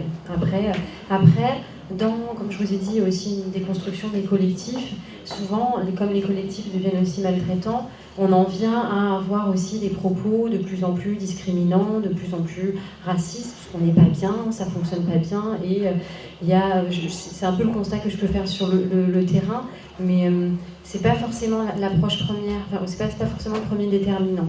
Alors après, dans d'autres situations, oui, ça l'est. Il y a des personnes qui sont dans des situations de travail plutôt correctes, mais qui ont un nouveau responsable, et le responsable qui vient d'arriver n'aime pas qu'on ait un nom à consonance maghrébine ou qu'on ait une couleur particulière. Donc là on est dans typiquement ce qui est le harcèlement, d'accord, qui va rentrer tout doucement dans des procédures des processus de harcèlement. Ça, oui, je reçois des personnes comme ça. Et le harcèlement, c'est un processus qui est très très complexe et qui met vraiment à mal l'individu. C'est-à-dire que il est encore c'est-à-dire que ce sont des harcèlements qui ne sont pas forcément très visibles. C'est-à-dire qu'on va utiliser le travail, on va utiliser tu n'as pas fait tel dossier, on donne plus de charge de travail à une personne et pas à une autre, en sachant pertinemment qu'elle ne le fera pas. On va la mettre un peu, on va la monter aussi, enfin on va monter le collectif un peu contre elle. On va toujours, pas avoir forcément des propos sur la couleur de peau ou sur l'origine, mais on va se servir du travail contre elle. Et ça, c'est particulièrement déstructurant. Et c'est souvent, moi, le constat que je fais, c'est-à-dire qu'après, il faut travailler sur leur aider à prendre du recul, à bien comprendre que c'est pas le travail. Et en plus, il faut administrer la preuve. Et l'administration de la preuve dans les cas de harcèlement, c'est juste quelque chose d'hyper complexe. Et c'est aujourd'hui l'une des grosses problématiques, c'est-à-dire que du point de vue légal, je crois que le droit accompagne très mal ces questions. On est encore dans un registre où il faut pouvoir montrer voilà, qu'on a bien été harcelé, mais comment on fait dans un contexte où en plus tous les autres vont dire non. On est dans un collectif, on a donné à tout le monde 50% de primes, sauf à 2 personnes. Vous imaginez bien que les 50% de primes ne vont pas lever le front. Donc là, moi, je suis plutôt dans le versant, j'accompagne pour les aider à reconstruire, peut-être avoir aussi ailleurs, mais oui, ça peut faire des séquelles. Je vais juste... Je parle beaucoup, hein, je suis désolée. Je vais juste ouvrir pour revenir sur le handicap, puisque actuellement, je travaille dans un hôpital, donc je connais bien un peu les mutations. Il faut savoir aussi que le travail, parfois, ça esquinte, voilà, notamment dans les hôpitaux. Donc effectivement, il y a des difficultés à recruter, mais il y a aussi des incapacités qui viennent du travail et qui sont aussi très mal gérées. C'est-à-dire que le travail va esquinter, entre guillemets, et pour autant, derrière, on va avoir du mal à proposer des solutions. Et là, on est encore dans des processus qui sont encore plus douloureux pour la personne, puisqu'elle a conscience que c'est le travail qui lui fait mal, et à côté de ça, on la rejette. Donc voilà, ça c'est aussi des constats que je peux faire sur le terrain. Moi, juste 2 mots sur le racisme. En fait, le racisme, il est très dur à caractériser hein, dans n'importe quelle entreprise ou dans n'importe quel ministère. Et le problème, c'est que c'est déjà une humiliation, une humiliation quoi, que vit la personne. Et en plus de ça, il faut pouvoir le démontrer, le prouver, si on veut porter plainte, si on veut que justice soit faite. Et ça, c'est encore plus humiliant que notre parole soit mise en doute dans ce cas-là. Donc oui, ça a des séquelles psychologiques qui sont, pour moi, qui sont énormes. Oui. Je vais juste rajouter une chose. Je pense malheureusement, ce qu'on peut retenir, c'est que la discrimination, elle est très liée à la performance. Dans le sens où aujourd'hui, on est dans une société où si on n'est pas performant, on est justement soit placardisé, donc vous parliez des performances en termes de chiffres. Vraiment, de mon expérience en tant que RH, j'ai vraiment vécu, je vis ça aujourd'hui et je vis demain et on vivra encore. C'est-à-dire que quand on n'obtient pas les résultats, soit on n'est pas bon, soit on est mou, celui qui obtient le plus, c'est le meilleur, etc. Donc on est vraiment dans cette société qu'on nous apprend depuis l'école, hein, finalement. Depuis l'école, qu'est-ce qu'on nous donne ? On donne des bons points. Donc celui qui a eu plus de bons points, il est meilleur élève que celui qui... Donc finalement, on est dans un système où on est nous-mêmes finalement responsables, mais qui aujourd'hui, effectivement, crée une espèce d'hystérie discriminative par rapport à la performance. Ma question est la suivante, est-ce qu'on doit attendre que des personnes viennent à suicider et à perdre la vie pour traiter et trouver une solution à ces problèmes dans le milieu professionnel? Parce qu'on constate notamment, on est capable de constater, d'apporter un soutien par l'écoute, mais concrètement ça ne va pas changer le problème de la personne dans son travail, c'est-à-dire que ça ne lui apporte pas une solution concrète à son problème, c'est-à-dire qu'il n'aura pas de billes vis-à-vis de sa hiérarchie à apporter pour qu'on arrête de l'harceler, pour qu'on se comporte avec lui de manière juste, qu'on ait une posture vis-à-vis de lui comme on se comporte avec l'un de ses collègues de travail. Donc j'aimerais bien savoir vis-à-vis de ça, qu'est-ce que vous en pensez, qu'est-ce qui est faisable, qu'est-ce qui n'est pas faisable vis-à-vis d'une personne victime à un temps donné d'harcèlement ou de discrimination. Tout à l'heure, on parlait de la performance, donc on donne des objectifs aux gens, on leur dit, vous ne serez reconnus que si vous respectez vos objectifs. J'ai l'impression qu'on prend un peu le problème à l'envers, parce qu'on met les gens dans un état de stress, on les met malades, on dit que le stress, c'est bénéfique, normalement, ça nous fait travailler plus, mais en fait, quand ça devient de l'angoisse, c'est tout le contraire. Hein, je pense qu'on en revient un peu, dans certaines entreprises, on revient à ça en donnant aux gens plus en les cadrant moins, et puis en leur laissant plus de liberté dans la façon de faire leur travail. Et on s'aperçoit que les gens qui éprouvent du bien-être au travail travaillent mieux que les autres, ils sont plus performants que les autres. Alors, je ne comprends pas qu'on reste encore dans ce schéma contraignant, en disant qu'on doit être les meilleurs, donc il faut travailler plus que les autres, jusqu'à aller travailler 24 heures sur 24, pourquoi pas. Et j'ai l'impression qu'on est complètement dans l'erreur.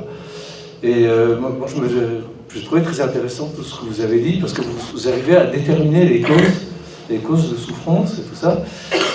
Est-ce qu'on ne devrait pas avoir dans toutes les entreprises une cellule avec des gens comme vous et d'autres pour essayer de voir et essayer de constituer par exemple une cellule travaillant sur le bien-être au travail, parce qu'on sait très bien que c'est un facteur de performance en fait.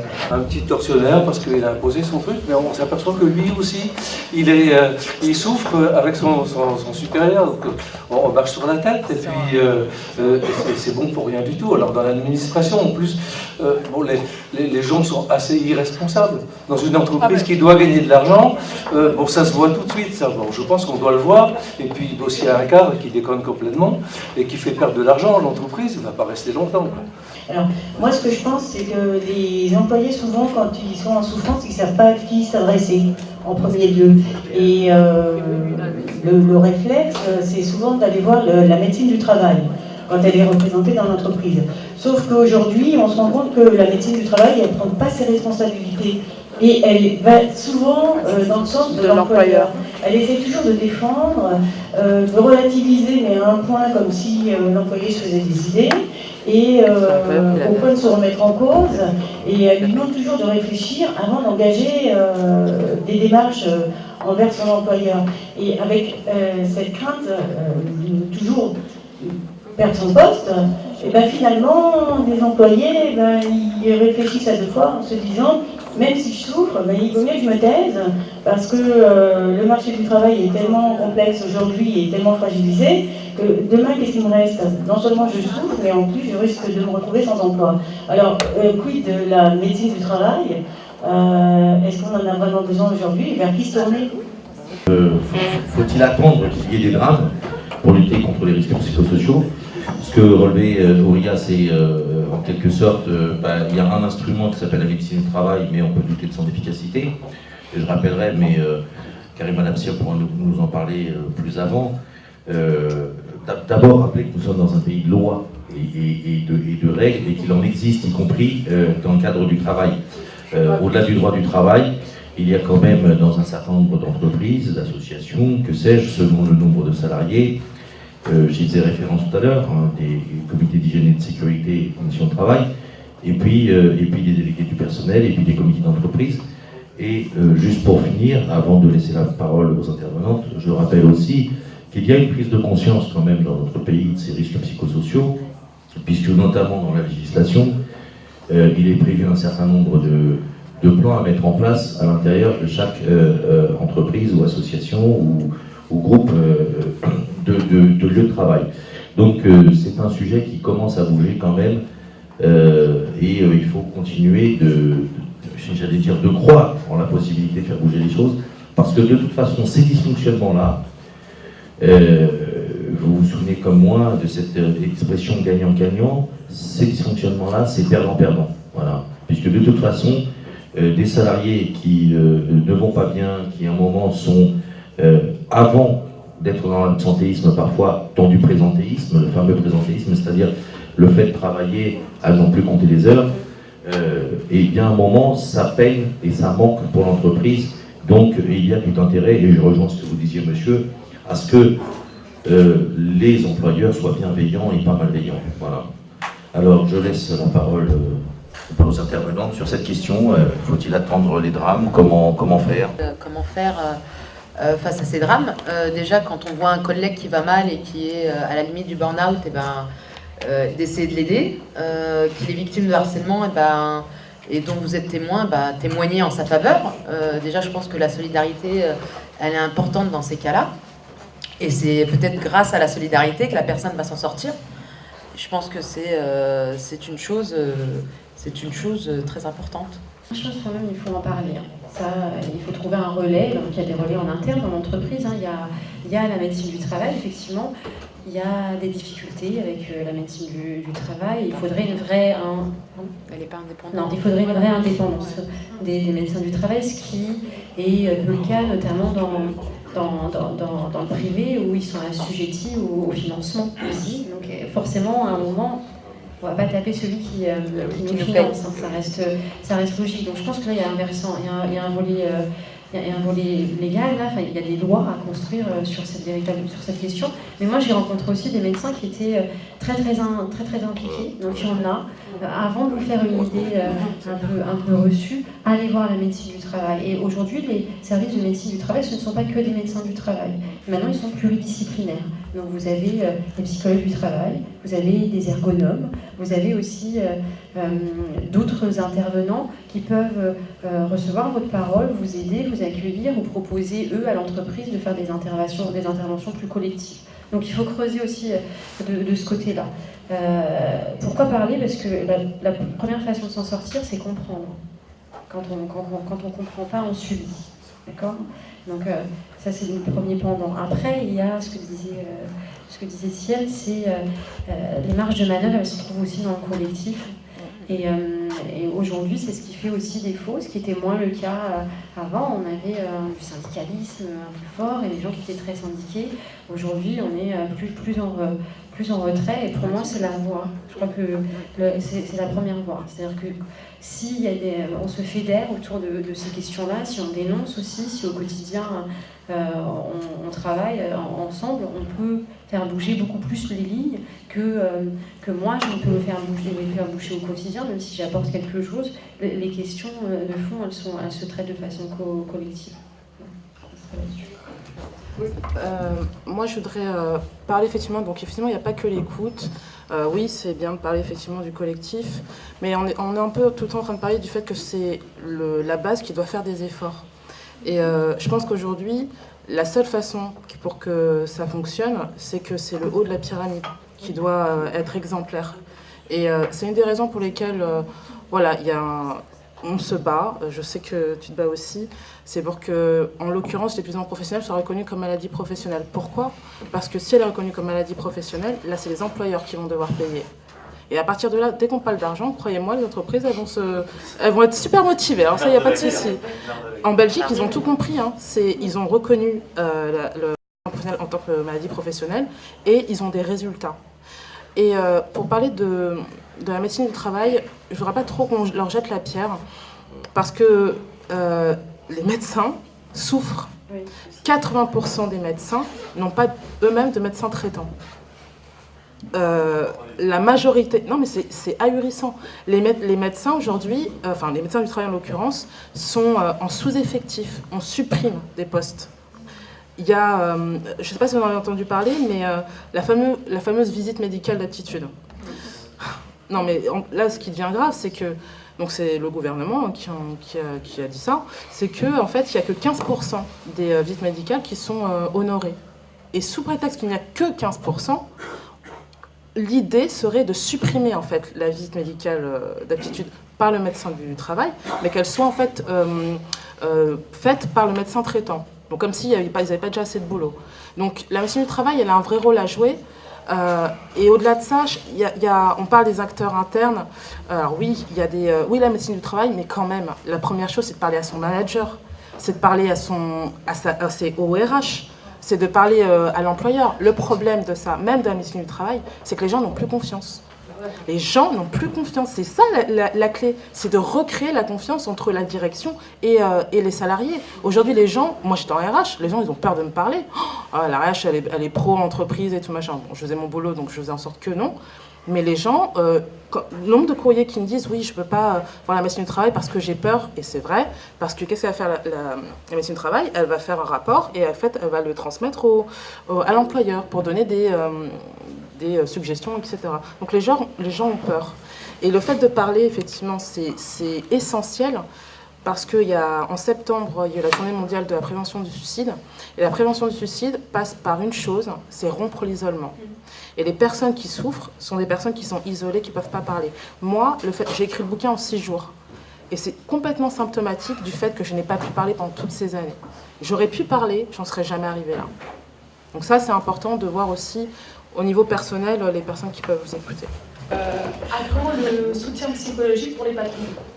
Parce que effectivement, on est en train de parler, et je me reconnais tout à fait dans mes expériences passées en tant que salarié, qu'on peut ressentir quand on est salarié, qu'on a un patron qui est méchant, qu'on a des objectifs à atteindre, qu'on a mal au ventre, enfin voilà, il y a énormément de choses que j'ai pu vivre en tant que salarié, mais quand on passe de l'autre côté, en tant que patron, on a aussi tout l'humain à gérer. Et on a l'impression que de toutes les façons, les lois sont faites pour les salariés et pas pour les patrons.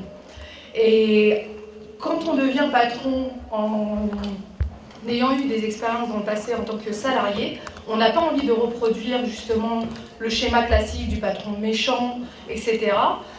Donc on essaye d'être un patron gentil, plutôt cool, agréable, créer une ambiance de travail vraiment super détendue, mais on se rend compte finalement, j'y repense, parce que j'ai eu l'exemple typique d'une petite structure dans laquelle j'avais travaillé en tant que salarié, et c'est vrai que je détestais mon patron. Alors là, il n'y avait absolument rien à redire là-dessus. Le fait qu'il soit, je ne sais même pas comment je pourrais le qualifier, voilà, c'était pour moi vraiment un terroriste. Voilà.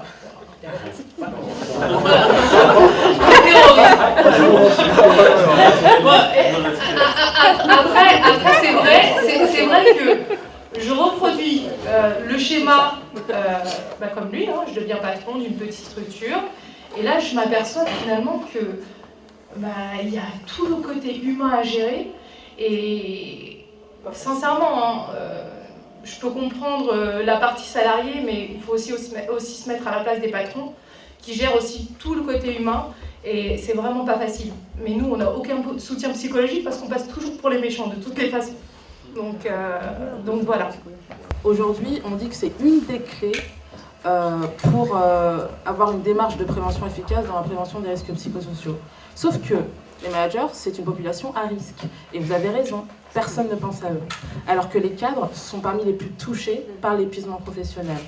Et encore une fois, c'est pour ça que je vais rebondir sur... C'est pas de votre faute, hein. C'est pas de votre faute. C'est là-haut, encore une fois. Normalement, quand je parle d'exemplarité pyramidale, c'est vraiment ça. C'est-à-dire que vous étiez qu'un maillon, de la chaîne. Et effectivement, travailler contre ces valeurs, c'est un synonyme de souffrance. Quand on a envie d'être humain, quand on a envie de prendre du temps avec les autres, etc., le fait qu'on ne nous laisse pas le temps, c'est une forme de souffrance. Donc effectivement, voilà, il y a du travail à faire sur le fait qu'il faut aussi dire que les managers doivent aussi l'exprimer, mais c'est compliqué, je le sais très bien, mais doivent aussi exprimer le fait qu'eux aussi, ils souffrent, en fait, tout simplement. Il y a des chefs d'entreprise qui se suicident. Tout à fait. Oui, bien sûr. Mais juste parce que ça m'évoque l'échange auquel je faisais référence dans mon propos introductif. Lorsqu'on parle d'un problème dans notre société, on a tendance à opposer les uns face aux autres. Et là, en l'occurrence, on parle bien d'un problème qui frappe sans distinction, un peu comme le racisme, un peu comme la discrimination. Quand ça frappe sans distinction. Et Aude Zélie le rappelait, les managers sont frappés par l'épuisement professionnel. Donc il ne s'agit pas finalement de jeter l'opprobre sur telle ou telle catégorie de professionnels. Il s'agit de nous pencher ensemble sur un dysfonctionnement sociétal au sein de l'organisation du travail. Parce que être le méchant de l'autre, on l'est tous à un moment ou à un autre. L'employé, le méchant de l'employeur, l'employeur... Mais bon, au final, pendant qu'on est en train de camper sur ces petites guéguerres, on ne traite pas les maux en profondeur, et le mal en profondeur va jusqu'à faire perdre la vie à des gens, les briser professionnellement, et de cela, on doit s'en insurger, qui que ça touche. Voilà, un employé, un cadre, un patron, voilà, pour moi, la règle elle est la même. Par contre, il appartient à ceux qui sont en responsabilité de se pencher sur des questions d'un fonctionnement ou d'un dysfonctionnement dans lequel ils sont et dans lequel ils contribuent parfois à faire en sorte que ce soit le cas. C'est ça la question de fond. Donc on revient à cette idée d'aller vers le collectif et de reprendre du poids par le biais du collectif. Karima Labsir, vous vouliez réagir, je crois. Ce que je voulais dire, c'est qu'effectivement, ces questions, elles s'inscrivent dans un champ beaucoup plus global. On est dans le champ aussi de la politique économique du pays, on est sur ces questions-là. C'est pour ça que les patrons ont aussi une forme de pression, parce qu'on est en forte concurrence avec les pays tranchés, donc il faut faire du chiffre. Et où on va chercher ce chiffre? Généralement, on va le chercher sur l'humain. Voilà. On va supprimer les postes, ou on va demander un petit peu plus. Alors, est-ce que c'est une réelle volonté? Est-ce qu'il y a une volonté de nuire? Non. Enfin, ça, il faut aussi le voir. Mais ça produit des effets qu'on ne peut pas négliger. Il faut le remettre dans ce contexte-là. Il faut se poser effectivement les bonnes questions, à savoir comment est-ce qu'on protège aussi les entreprises, comment on remet ça dans une question plus globale et d'ensemble. Ce serait justement la formation. La formation des managers, la formation des médecins qui soient vraiment spécialisés dans la souffrance au travail, donc les médecins du travail en premier lieu, je trouve qu'il faut repenser les ressources humaines, que ce soit dans l'entreprise ou dans le secteur public. Il faudrait faire des ressources humaines un pôle, justement, de lutte contre la souffrance au travail. Il faudrait aussi former les syndicalistes. C'est pas le cas.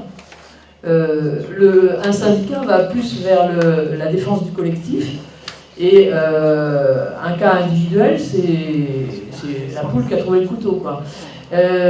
Moi, j'ai souvent eu la réaction suivante quand, par exemple, un harcèlement, même harcèlement sexuel. Bon, la première chose, je demande, est-ce que vous êtes syndiqué? Ah oui, mon syndicat m'a dit, tu comprends, je ne peux pas te défendre parce que tu attaques des collègues. Évidemment, un harcèlement sexuel au travail, ça ne peut pas être le boulanger. Enfin, je veux dire, non,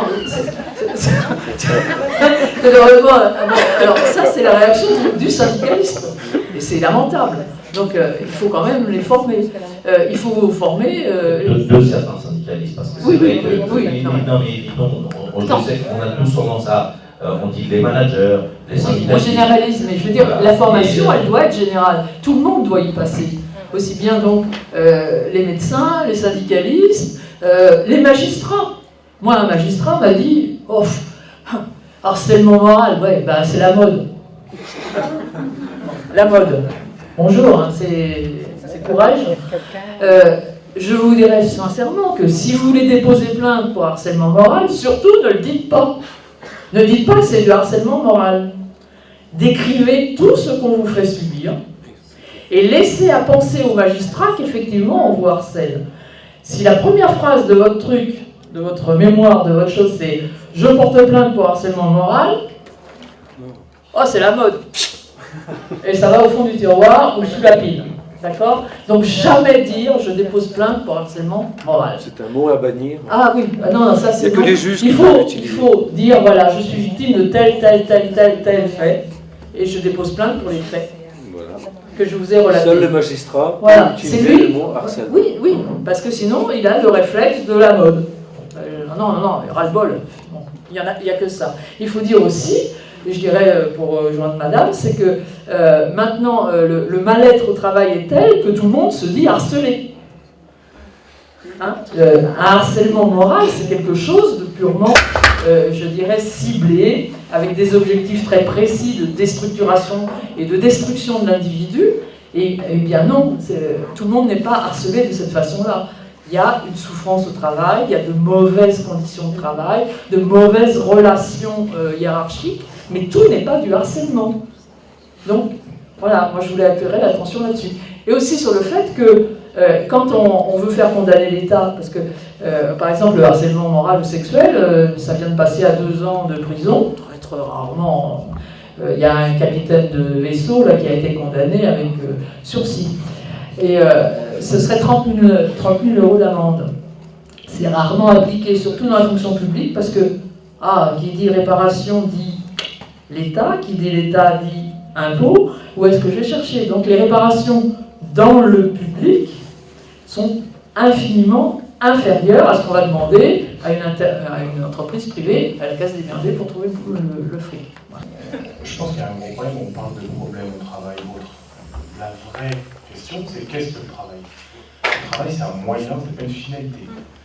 Tout le monde aujourd'hui, on parle d'individualisme, prohibant, autre, non, stop. Le travail, c'est un moyen d'avoir une famille épanouie, d'avoir des revenus, de se faire plaisir et autres. C'est pas une finalité. Et aujourd'hui, on est en train de concevoir, et un peu tout le monde, avec les générations qui arrivent, qui sont formées pour ça, on conçoit le travail comme une finalité. Quand on parle avec quelqu'un, la première question, c'est comment tu es dans la vie. Voilà. Donc, il faut arrêter de concevoir le travail comme je suis, par le biais de mon travail, quelqu'un, ou quelque chose, des fois.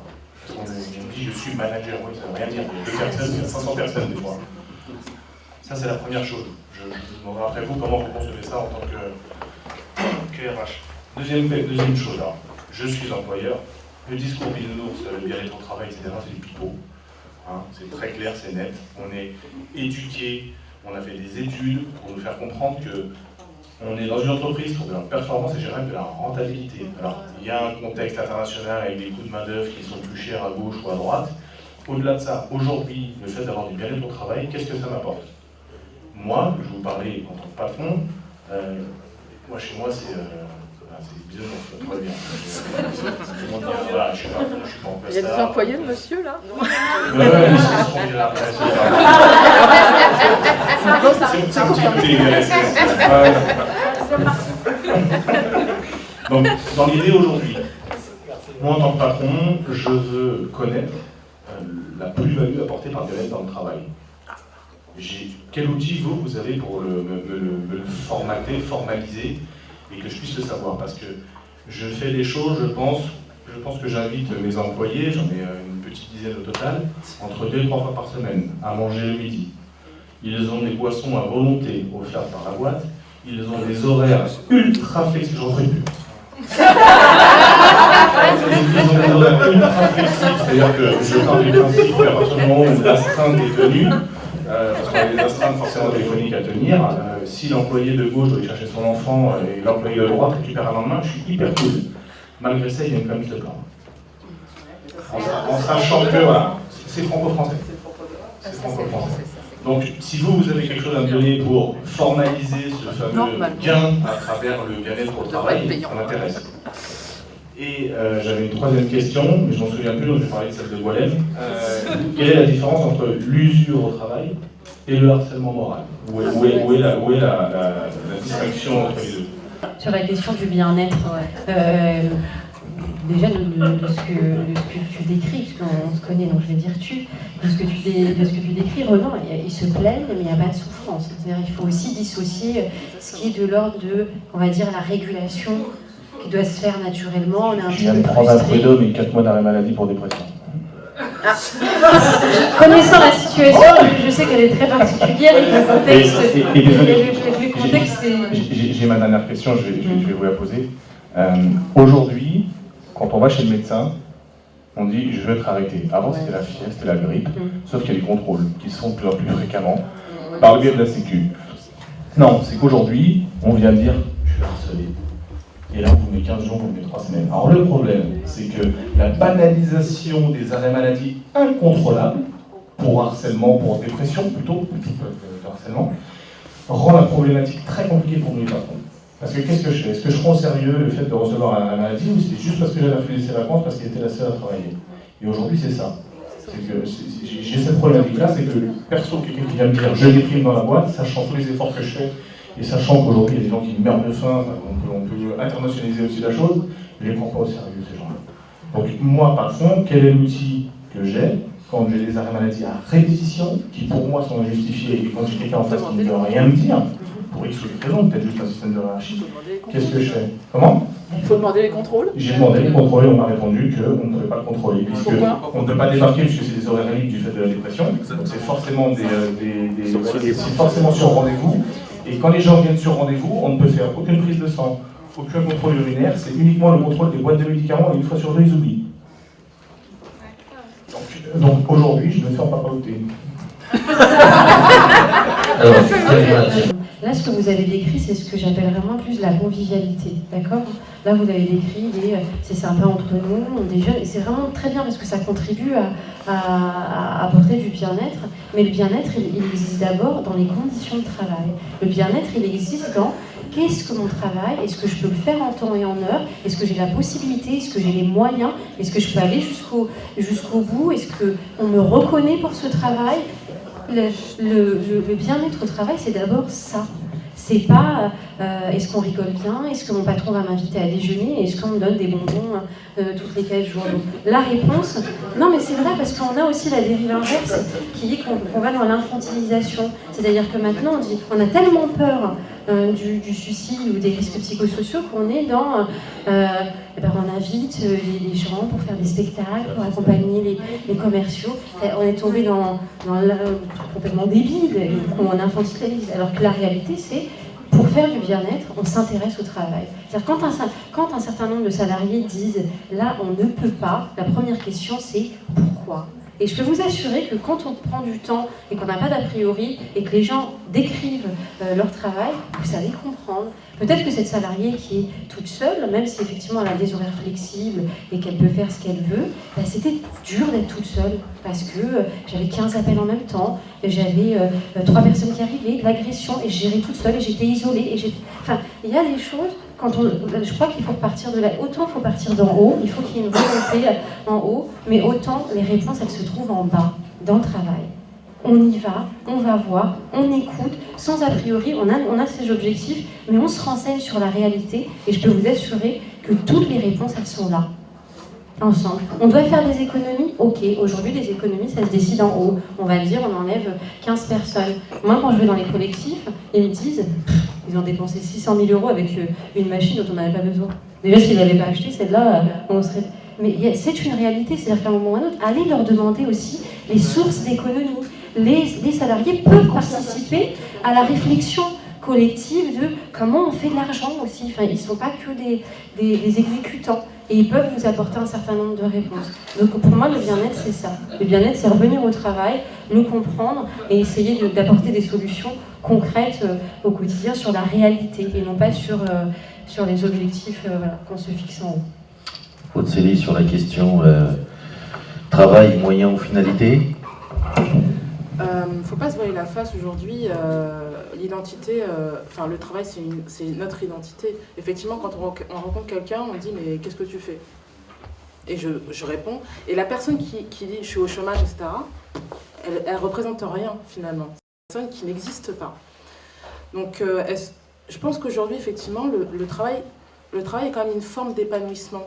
Elle fait partie de la personnalité de chacun finalement. Genre, quand on a choisi un métier qu'on aime, souvent par vocation, on s'accomplit dans le travail. Quand on a les conditions qu'il faut, quand on a le management adéquat, quand il y a l'organisation qui nous permet d'être performants, eh bien ça a des conséquences finalement sur soi-même et sur même sa sphère privée.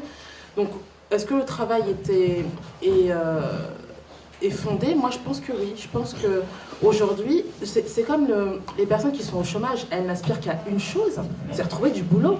Elles n'ont pas envie de rester au chômage et de retrouver un boulot dans de bonnes conditions. Donc aujourd'hui, le travail est quand même nécessaire pour que les personnes se sentent bien dans leur vie. Sauf que la dépression, on confond la dépression avec, en l'occurrence, par exemple, l'épuisement professionnel. La dépression, elle fait appel à des mécanismes internes et externes, alors que l'épuisement professionnel, il est exclusivement lié à la sphère professionnelle. Donc il faut comprendre que, oui, il y a une certaine porosité, effectivement. Je ne sors pas du boulot à 17h et ça y est, c'est fini, je passe directement à ma vie privée ou vice-versa. Donc effectivement, il y a... en fait, j'ai envie de vous dire que le travail est un facteur aggravant. C'est-à-dire qu'on peut avoir des problèmes dans sa vie, et si effectivement le travail fait que je me sens mal, etc., c'est un facteur aggravant. Si je me sens bien dans ma vie, si je me sens bien dans mon boulot, il n'y a pas de raison qu'il y ait des problèmes.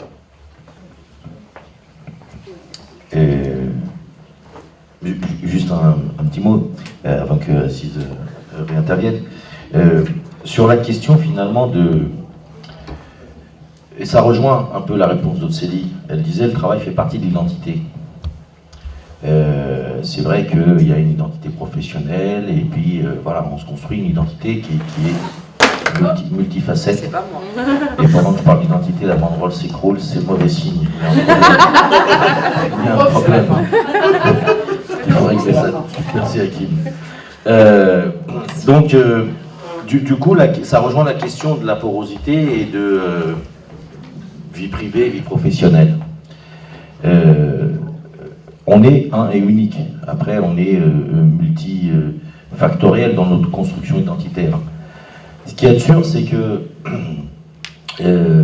si l'un des pans importants, et ô combien le travail en est un, puisque c'est le lieu où on passe le plus clair de son temps, si je puis me permettre, quand on a la chance d'en avoir. Et donc, si ce pan-là est dysfonctionnant, il a des retentissements, et comme il n'y a pas de porosité, qui effectivement peuvent aller jusqu'à la fragilisation dans la sphère privée. Mais après, c'est la question de la poule et de l'œuf. Et au final, pour ne pas tomber dans ces ou privés ou professionnels, parce que c'est encore du clivage, je crois qu'il faut se dire que s'il existe un certain nombre de pays, la Belgique notamment, qui ont légiféré en la matière, si dans notre pays il y a des dispositifs qui doivent être mis en place et prendre de l'ampleur pour la gestion des risques psychosociaux, c'est que c'est bien un phénomène qui existe à l'échelle macro. Après, il y a ponctuellement, et il y en a dans tous les domaines, des situations individuelles qui ne relèvent pas de ça et qui vont peut-être être accrochées à ça, ou qu'on va... Mais je crois qu'il faut garder à l'esprit que la majorité des difficultés sont bien réelles, et c'est bien de ça dont il s'agit. Je voulais revenir très rapidement sur la remarque, j'ai oublié son prénom, Annie Jouan. En tant que représentant syndical, les syndicalistes sont formés, les RH aussi sont formés, les managers sont formés. Après, il y a des bons et des mauvais partout, malheureusement. Le deuxième point, c'est que là, on a un débat.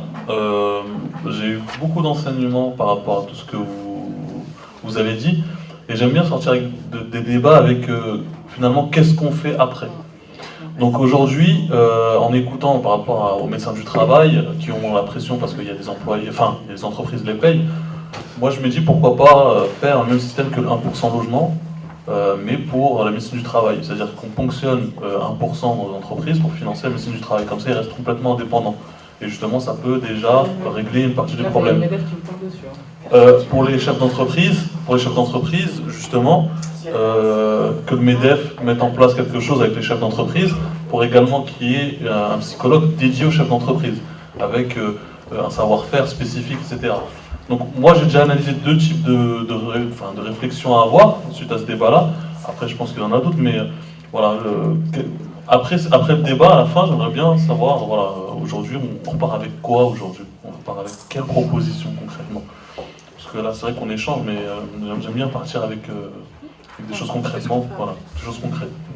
Vous avez abordé un domaine, moi par exemple je suis dans le médico-social, au niveau du handicap, la maladie mentale.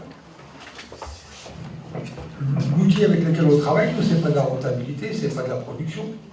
C'est de l'être humain, donc le mec il est barjot, et tu fais comment pour t'occuper d'un barjot? C'est quoi tes critères, jusqu'où tu vas, où tu vas pas, tu l'envoies à l'hôpital, dans un foyer. C'est pas du tout, comment dire, ça rappelle pas quoi c'est matériel. En même temps, moi on regarde de mon expérience, ça fait 30 ans que je fais ça. Je fais tous les camisards de la Terre, je dirais. Il y a une constante qui revient, souvent c'est l'usure professionnelle, la fatigue des employeurs qui sont dans la productivité, qui disent ben voilà, tu t'occupes de délinquants, il ne faut surtout pas qu'ils fassent de bêtises parce que c'est pas bon, on est payé pour pas qu'ils fassent des conneries, puis si tu laisses faire des conneries, mais en même temps, non attendez, c'est des délinquants, il faut qu'ils fassent des conneries parce que autrement c'est plus des délinquants. À un moment donné, il faut comprendre aussi les missions dans lesquelles on t'envoie. Donc tu te retrouves des fois face à un mur et ainsi de suite. Le souci, c'est qu'il se pose après, c'est dans, comment dire, dans le temps, dans l'investissement, aussi le sens de la mission. Parce que moi, je ne vais pas au boulot pour faire un bisou au mec, j'en ai rien à foutre de lui. Je viens en réalité pour faire un salaire. Je viens pour faire un salaire. Et pour faire mon salaire, je dois rentrer dans ces critères-là de la mission. Effectivement, après, c'est bien traitance, on peut couvrir ça de tout, de tas de petits mots bisounours, hein, en tout cas, accompagner cette personne jusqu'à... Et en même temps, les missions, elles évoluent, parce que les problématiques, elles évoluent, elles ne sont pas les mêmes. Un chômeur de chômage, c'est pas le chômeur d'il y a 15-20 piges. Il y a des réalités. Et aujourd'hui, on peut avoir beaucoup plus de femmes qui sont à la rue que d'hommes il y a 10-15 ans, et ce n'est pas les mêmes problèmes. En même temps, il y a l'employeur qui est toujours dans l'exigence de la production. Le Conseil général qui dit, ben voilà, effectivement, il faut chiffrer pour rendre... Dites-moi l'évolution du type, ça fait 15 ans qu'il stagne, le mec il est malade, il est handicapé mental, et il faut que je dise comment il a évolué, je vais raconter, je vais pas ratiner. Eh oui, je vais pas ratiner. Et là, je commence, c'est là que ça devient intéressant, c'est que d'un côté, il y a l'usure professionnelle qui me pompe, qui est le cadre qu'on m'impose, et après, il y a la résistance que je peux amener, moi, pour contourner aussi tous ces dysfonctionnements qui sont liés à je ne sais pas quoi. Comment moi, je me mets en résistance. Comment qu'effectivement, après, en me mettant en résistance, du coup, je me mets au travail. J'ai en face de moi un directeur qui me dit, mais attendez, il faut tenir le cadre. Et là, jusqu'à maintenant, moi, j'ai réussi à passer entre les mailles du filet, c'est action, réaction, résistance. L'employeur, il va me percher, je rentre dedans. J'ai pas de temps à perdre. Parce que mes missions, elles sont claires. Dès le départ, dès que je suis rentré au boulot, moi, je ne suis pas venu pour lui faire un bisou, pour qu'il me fasse un bisou, le type. J'ai un contrat qui est clair, net et précis, je le tiens. C'est quelque part mon garde-fou. Je prends un exemple d'un ouvrier qui est dans l'industrie et qui fait un travail Fordisme, voilà, j'enchaîne, machin, etc.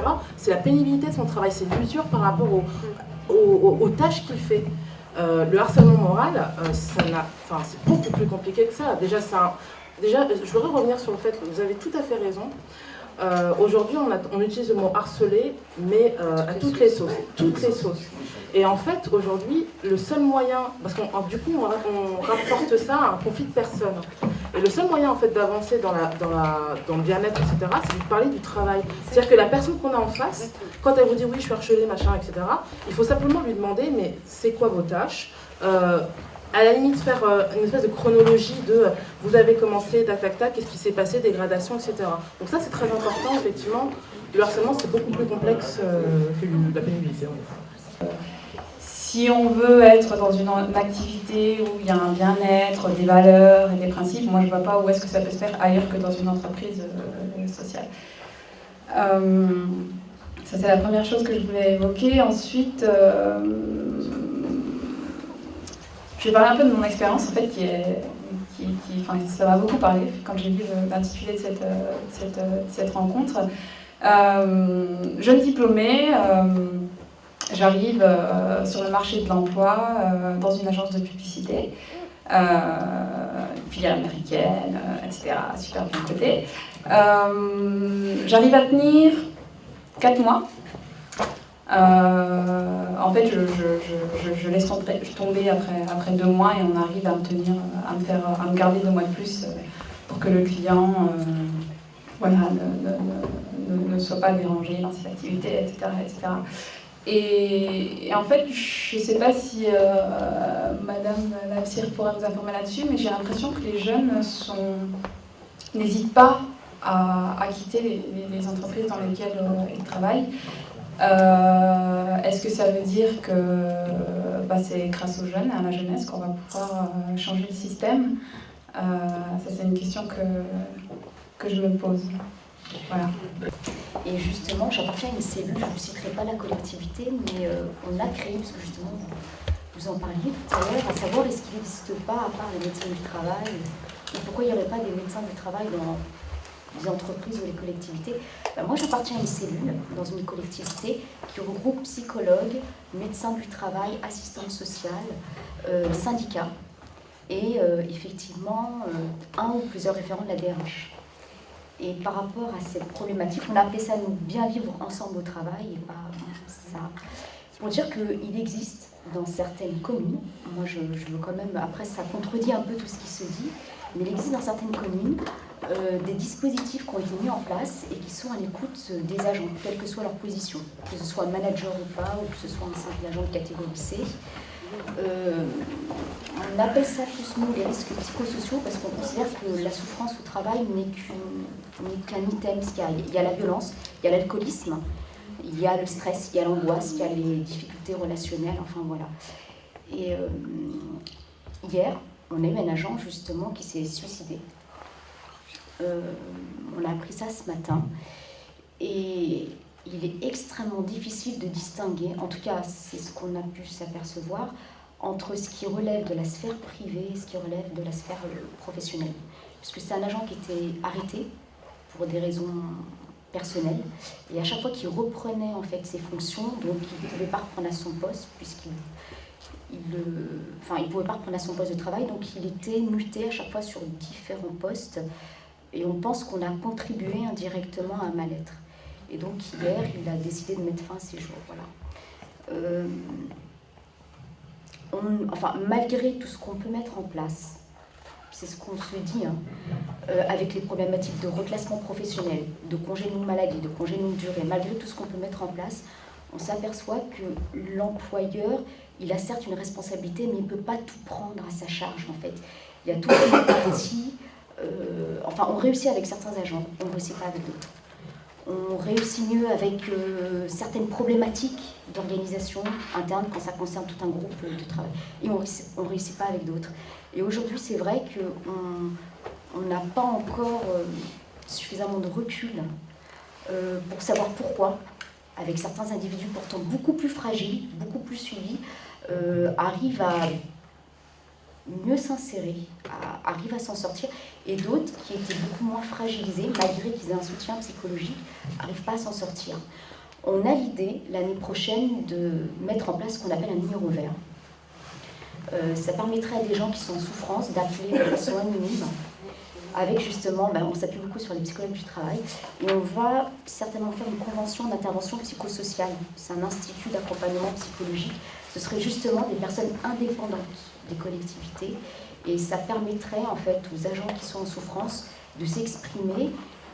Il y aurait le relais de la psychologue du travail qui après pourrait être relié par l'assistante sociale, etc. Mais on espère en fait justement réduire la souffrance au travail, c'est un grand risque.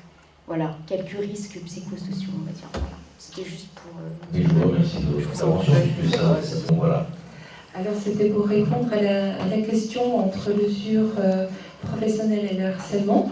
Sans rentrer dans le détail précis de mon vécu, je déterminerai l'usure professionnelle comme par exemple dans le cas, moi dans le cas je suis restée 11 ans en pédopsie, où on se rend compte qu'on a aussi une fatigue qui s'installe et on a besoin de voir notre public et que le soin aussi demande beaucoup d'investissement personnel, donc on a besoin d'évoluer. Le harcèlement, c'est quand il y a un système vraiment précis qui se manifeste dans une équipe, malgré qu'on soit aussi soi-même désireux de changer d'endroit de travail. Il y a un système qui se manifeste notamment avec un système de bouc émissaire ou d'éléments exclus, où à un moment donné, on peut se sentir manipulé à tel point qu'on croit que ça vient de soi. Et les personnes qui font ce geste-là envers soi sont des personnes qui ont capacité d'emmener le groupe, ça peut être un groupe entier, vis-à-vis de la personne concernée, à vraiment lui mettre des doutes. Et ça, c'est quelque chose qui se précise dans une durée qui peut même durer très longtemps. Et donc, comme je disais ce soir dans les débats, je veux dire qu'il y a une perte de confiance en soi, on ne sait plus qu'est-ce qu'on doit croire, on sait pas, il y a vraiment... Donc, il y a tout un mécanisme, et là, je pense vraiment qu'il y a le harcèlement. Voilà, donc, l'usure, tout le monde peut avoir une usure à un moment donné. Mais le harcèlement, c'est vraiment répétitif. Et c'est un mécanisme aussi qui peut se manifester, pas toujours avec la même personne, notamment le bouc émissaire. Le bouc émissaire peut être choisi à un moment donné, ça peut être une autre personne à un autre moment. Et il y a une différence aussi entre élément exclu et bouc émissaire. L'élément exclu sert à l'équipe, le bouc émissaire, c'est une projection de l'équipe. Il est complètement différent. Je me souviens tout à l'heure, Madame Jouan disait que le harcèlement est pénalement répréhensible. Et c'est peut-être toute la différence qu'il y a avec l'épuisement professionnel, ou en tout cas tout ce qui tourne autour de ces difficultés au travail. Alors, mesdames, un petit mot de conclusion, et puis quelle proposition pourrait-on faire, humblement Je vais quand même peut-être juste oui, avant répondre. Dans les grandes lignes, c'est vrai qu'il y a beaucoup de ce qu'on appelle turnover avec les nouveaux diplômés, les jeunes entrants dans le milieu du travail. Mais c'est aussi parce qu'on leur refuse le statut de novice. C'est-à-dire qu'aujourd'hui, on est dans des situations de travail où on a un objectif, il faut être performant, c'est comme ça. Il n'y a pas de statut différent. Donc oui, quand on est jeune diplômé, jeune entrant dans le milieu professionnel, on peut être mis en difficulté simplement parce que notre statut de novice n'est pas nié en fait. Et ça entraîne, et moi je vois beaucoup de gens qui bougent et qui peuvent même construire leur pratique professionnelle déjà de façon bancale. Parce que quand on commence dans une situation professionnelle difficile, alors qu'on vient juste d'avoir son diplôme, on peut tout de suite se dire mais qu'est-ce que j'ai fait quoi ? Je ne suis pas du tout à la hauteur. Donc souvent je les accompagne sur ces questions en disant aussi quand on accueille quelqu'un qui est jeune diplômé, on doit lui offrir le contexte et les conditions dans lesquelles il peut répondre à des objectifs qui sont atteignables et progresser. Voilà. Souvent ça aujourd'hui on l'a plus vraiment, puisqu'on est dans une logique de performance. Pour répondre à la question, c'était vraiment une question, mais c'était... Et puis pour le mot de la fin, je vous... Oui, du mot de conclusion. Mot de conclusion, proposition. Ah. Pourquoi moi Parce qu'elle a fait plouf plouf et voilà. Il n'y a pas de magie, hein. Je pense que déjà quand on est victime de harcèlement, il faut porter plainte. Moi sur ça je suis j'insiste sur le fait qu'il faut porter plainte et qu'il faut saisir la justice pour faire avancer les choses, et c'est à travers les lois de la République aussi qu'on les fait avancer. Alors, proposition de loi, pourquoi pas des sanctions plus sévères vis-à-vis des entreprises et des administrations, comme France Télécom, des amendes pécuniaires quand il y a des suicides avérés dus aux conditions de travail. Déjà, je pense que ce serait déjà un pas. D'arrêter de croire que la dépression ou le burn-out, c'est un tabou. Malheureusement, ça touche beaucoup de gens, beaucoup de personnes. On est 6 millions de personnes à être touchées en... 3,2. Combien ? 3,2 de victimes potentielles. Voilà. Combien ? 3,2 millions. De victimes potentielles. Bon, victimes potentielles, mais dépressives, je crois qu'il y en a 6. Je généralise entre dépression et burn-out. Et je pense que c'est beaucoup. Voilà, quoi, c'est un fléau dans notre société. Il faut. On a vu dans notre pays le gouvernement faire des lois pour moins de personnes touchées que 3 millions. Hein. Un ou 2 milliers, 3 milliers, 2000. Par exemple, j'avais ça à l'esprit, mais bon, par exemple, pour 2000 personnes, on a fait des lois. Ben là, pour 3 millions, on hésite encore. Dans les télés et à l'Assemblée nationale. Moi, je vais répondre à la jeune fille. Est-ce que les jeunes, entre guillemets, sont l'avenir ? Je pense que oui, parce que vous avez compris une chose. Avant, nous, on était... nous, je sais pas s'il y a que ça, mais nos parents, etc., en fait, quand ils rentraient dans une entreprise, ils faisaient une carrière. C'est-à-dire qu'ils restaient, il y avait un espèce de lien, etc. Aujourd'hui, vous les jeunes, vous êtes dans le parcours professionnel. C'est-à-dire que ça va, je peux monter jusque-là, oui, ça me plaît, si ça me va pas, je me tire. Je suis parfois prête à accepter moins. Et en fait, vous êtes comme ça. Parfois, vous montez, parfois, vous descendez. Vous avez beaucoup moins de rapports affectifs en fait, avec l'entreprise. Et je pense aussi que ça vient du fait que vous nous avez observés. Que vous avez observé vos parents avoir des difficultés inconsciemment. Je pense que vous n'avez pas envie de revivre, entre guillemets, la même chose. Juste pour le mot de la fin, j'ai envie de vous dire que en fait, il faut qu'on s'inspire de ce qui marche. En Belgique, ça marche. En Suède, ça marche. Donc finalement, on a les moyens. Il faut simplement que vraiment le monde politique, parce que pour moi ça vient vraiment de là, se saisisse du sujet.